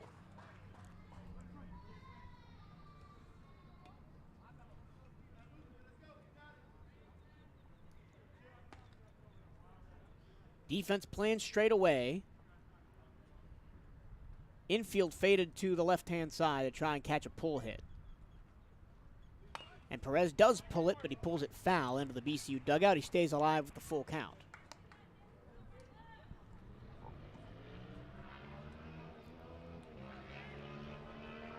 BCU trying to take 2 of 3 from their 2 biggest competitors for the SWAC East Division. They beat A&M 2 out of 3 2 weeks ago. Trying to do the same thing to FAMU. Perez fouls off another one. And the count holds 3-2. That was the 7th pitch of the at-bat. This will be the 8th. Down the right field line of the FAMU bullpen, there's somebody sitting out there, not throwing. They definitely trust Maria to go the distance and set them up to try and come back in the top of the ninth. 3-2. Perez chopped foul again, and we'll do a ninth pitch of the at-bat. Good at bat for him. Live stats are not updating for me, so I can't see Maria's pitch count at the moment.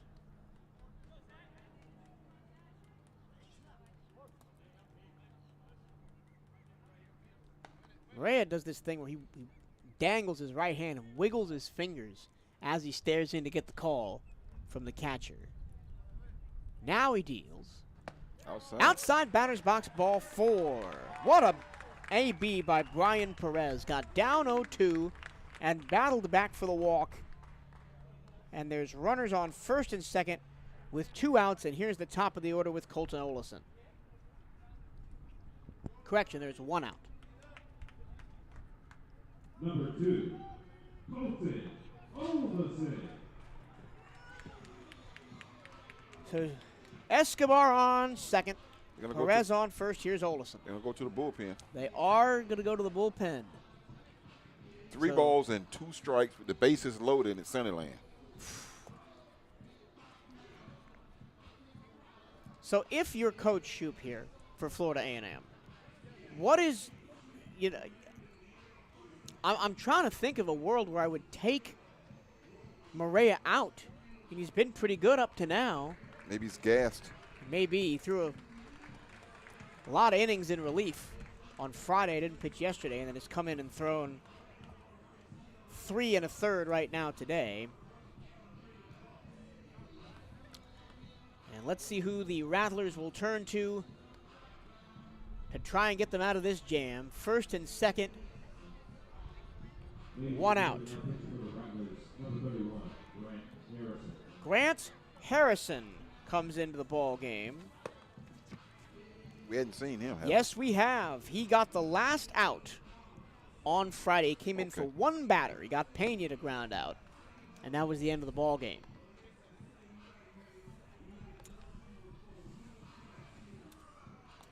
So the back end of the Rattler bullpen, exact same as 2 days ago.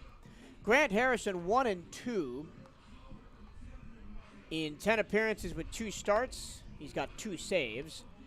He's got a 9 flat ERA in 13 innings pitched. He's given up 16 runs on 12 hits, 13 earned. Struck out 21 and walked 19. And he's in a tough spot, 2 on, 1 out, and basically his entire modus operandi is just get the Rattlers out of this situation. Victoria Guzman got the strikeout with a full count. The bases loaded. It's 2 down now at Centerland. Lady Wildcats trying to sweep Alabama State. And I think what's so difficult about hitting a pitcher like Harrison after seeing Maria is it's so different. Harrison's just a fireball. He reminds me a lot of Torres. Got a lot of pop to the fastball. Well, it's actually the eye level because his fastball got popped to it, but he's not coming from the side. So the eye level is different. And now here's Colton Olson, who funnily enough actually didn't face Maria. Maria came in while he was standing at second in the 6th inning. Faced 7 batters and now left, and now here is the top of the order. Olson, first pitch, breaking ball slider, strike on the inside corner, 0-1. Good time for a base hit to right field. Once again, the defense for Florida A&M playing straight up. 0-1, outside corner, strike 2.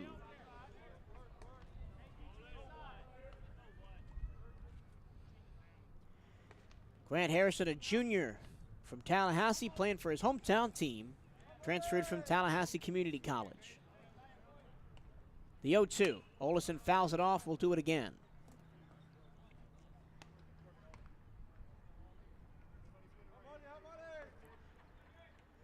The next time you will hear us on the air for the Cat Eye Network is Wednesday, May 3rd, as the Florida International Panthers come to town. This one hit in the air to left center, not deep. Weber calls for it in from left and makes the catch, and there's 2 away. So Colton Olesen, batting leadoff for the first time this season, is now 1 for 4 with a walk. And a base hit in the 6th. Number 34, Garrett Shaw. And now here's Garrett Shun, who had probably the most important base hit of the late innings. He can do it again right here. With 2 out and runners on first and second in the 6th, he singled home Brian Perez. Now he's got Escobar on second, Perez on first. And he hits this one, base hit into left field. Hold that runner. Rounding third and holding it third is Escobar. So now the Wildcats have him loaded up for who else? Highland Hall.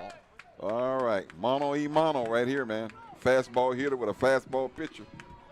Number 4, Highland Hall. Escobar on third, Perez on second, Shun on first with 2 down in the 8th. Wildcats up by 2, looking to add some insurance. Hall got the Wildcats on the board with a 2-run homer in the first. He added a 2 RBI single in the second, and then he has popped it up to left field his last 2 times. Alabama State just scored 3 runs. Ooh. Fastball outside corner. 1-0. They lead it 4-3 in the top of the 7th.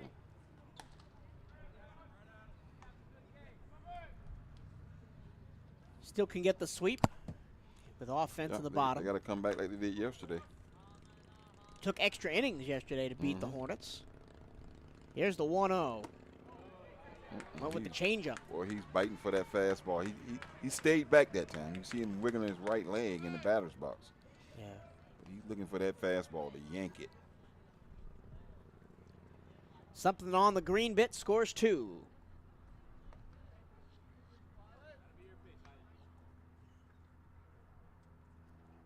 The 2-0, line into right field, there's a base hit.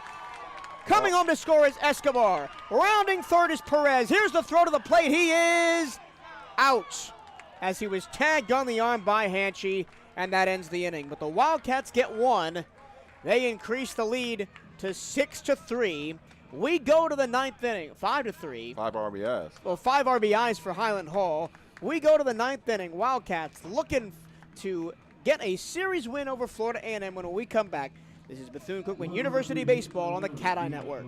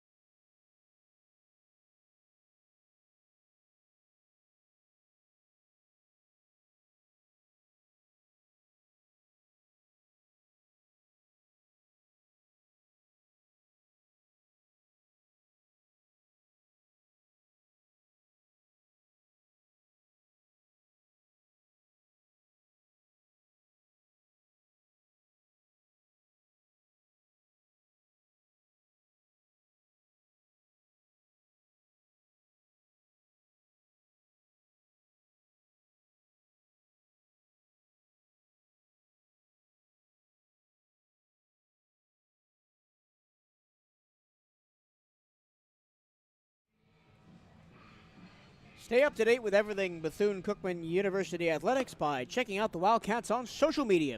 Give BCU Athletics a like on Facebook and follow the Wildcats on Twitter and Instagram at BCU_athletics. For the latest on BCU baseball, follow at BCU Diamondcats on Twitter and at BCU Baseball on Instagram. Number 1, Jalen Lau. 9-1-2 for the Rattlers in the ninth, as Yohan Gonzalez has an extra run of support. It's 6-3 BCU. As he looks for his 5th save of the season. He gets a strike call inside corner 0-1. He works fast, too. Great fastball. Just like Gaviria early in the game. Fouled off by Niles, 0-2.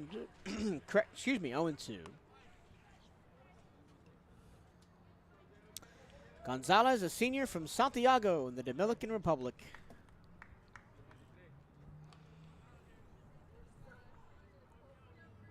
And his 0-2 pitch is waved at and missed by Niles, and Niles has struck out for the 2nd time today. Niles now 1 for 4 with an RBI. Now here's Ty Jackson, who's had a pretty good game at the plate. Ground rule double on the first pitch of the afternoon in the 1st inning, then popped out to center field in the 2nd and 4th. First pitch is strike. I think Highland has a routine. This kid draws his initials, gets dirt in his hands, puts it back between his legs. He has a routine every pitch. Chop foul, count 0-2. And then in the 7th, he singled and was stranded on 2nd. So he goes with the TY. He got the batting gloves. Goes to his back pocket, back between the legs, every pitch. And as a pitcher that likes to work fast like Gonzalez does, I'm sure that's a little off-putting. You just got to stand there and wait for someone to get back in the batter's box. Fastball outside corner doesn't get the bite, 1-2. He's crowding that plate, too.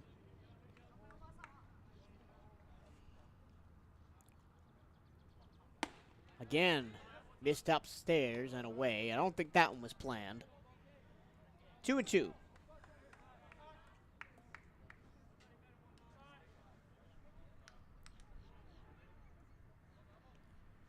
Against the man from Jacksonville, Florida. Bounce to the plate. Count goes full. Jackson, a junior from about an hour north of here.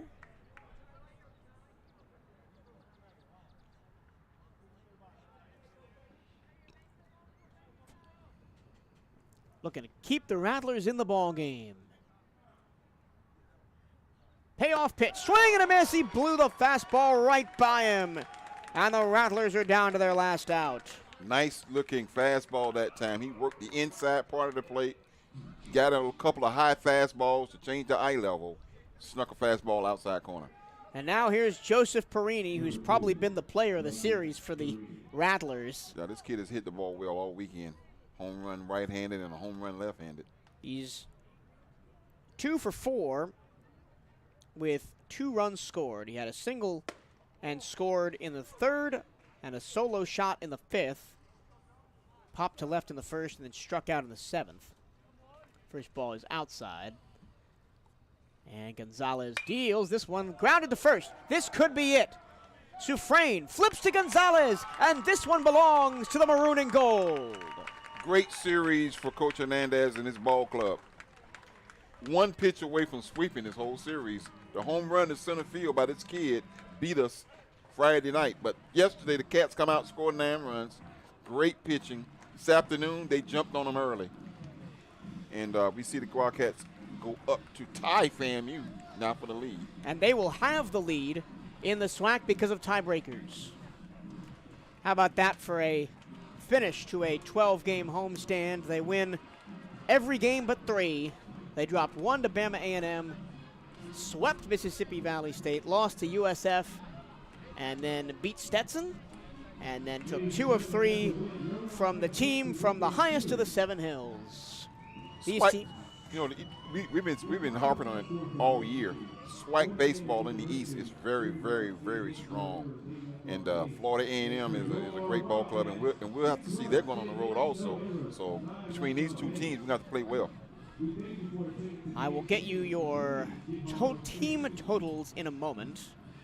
For the Rattlers, 3 runs on 8 hits, no errors. They left 8 runners on. For the Wildcats, 6 runs on 10 hits, no errors, so there really should be 1 error. on the Olison missed pop-up. They left 7 on base. And the Wildcats go to 8-2 in conference. And they start their 18-game road trip on a high.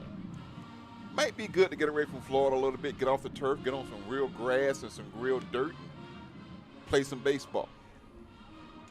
So that'll do it for us here from Jackie Robinson Ballpark. Thank you for sticking with us through a great series and a great homestand here.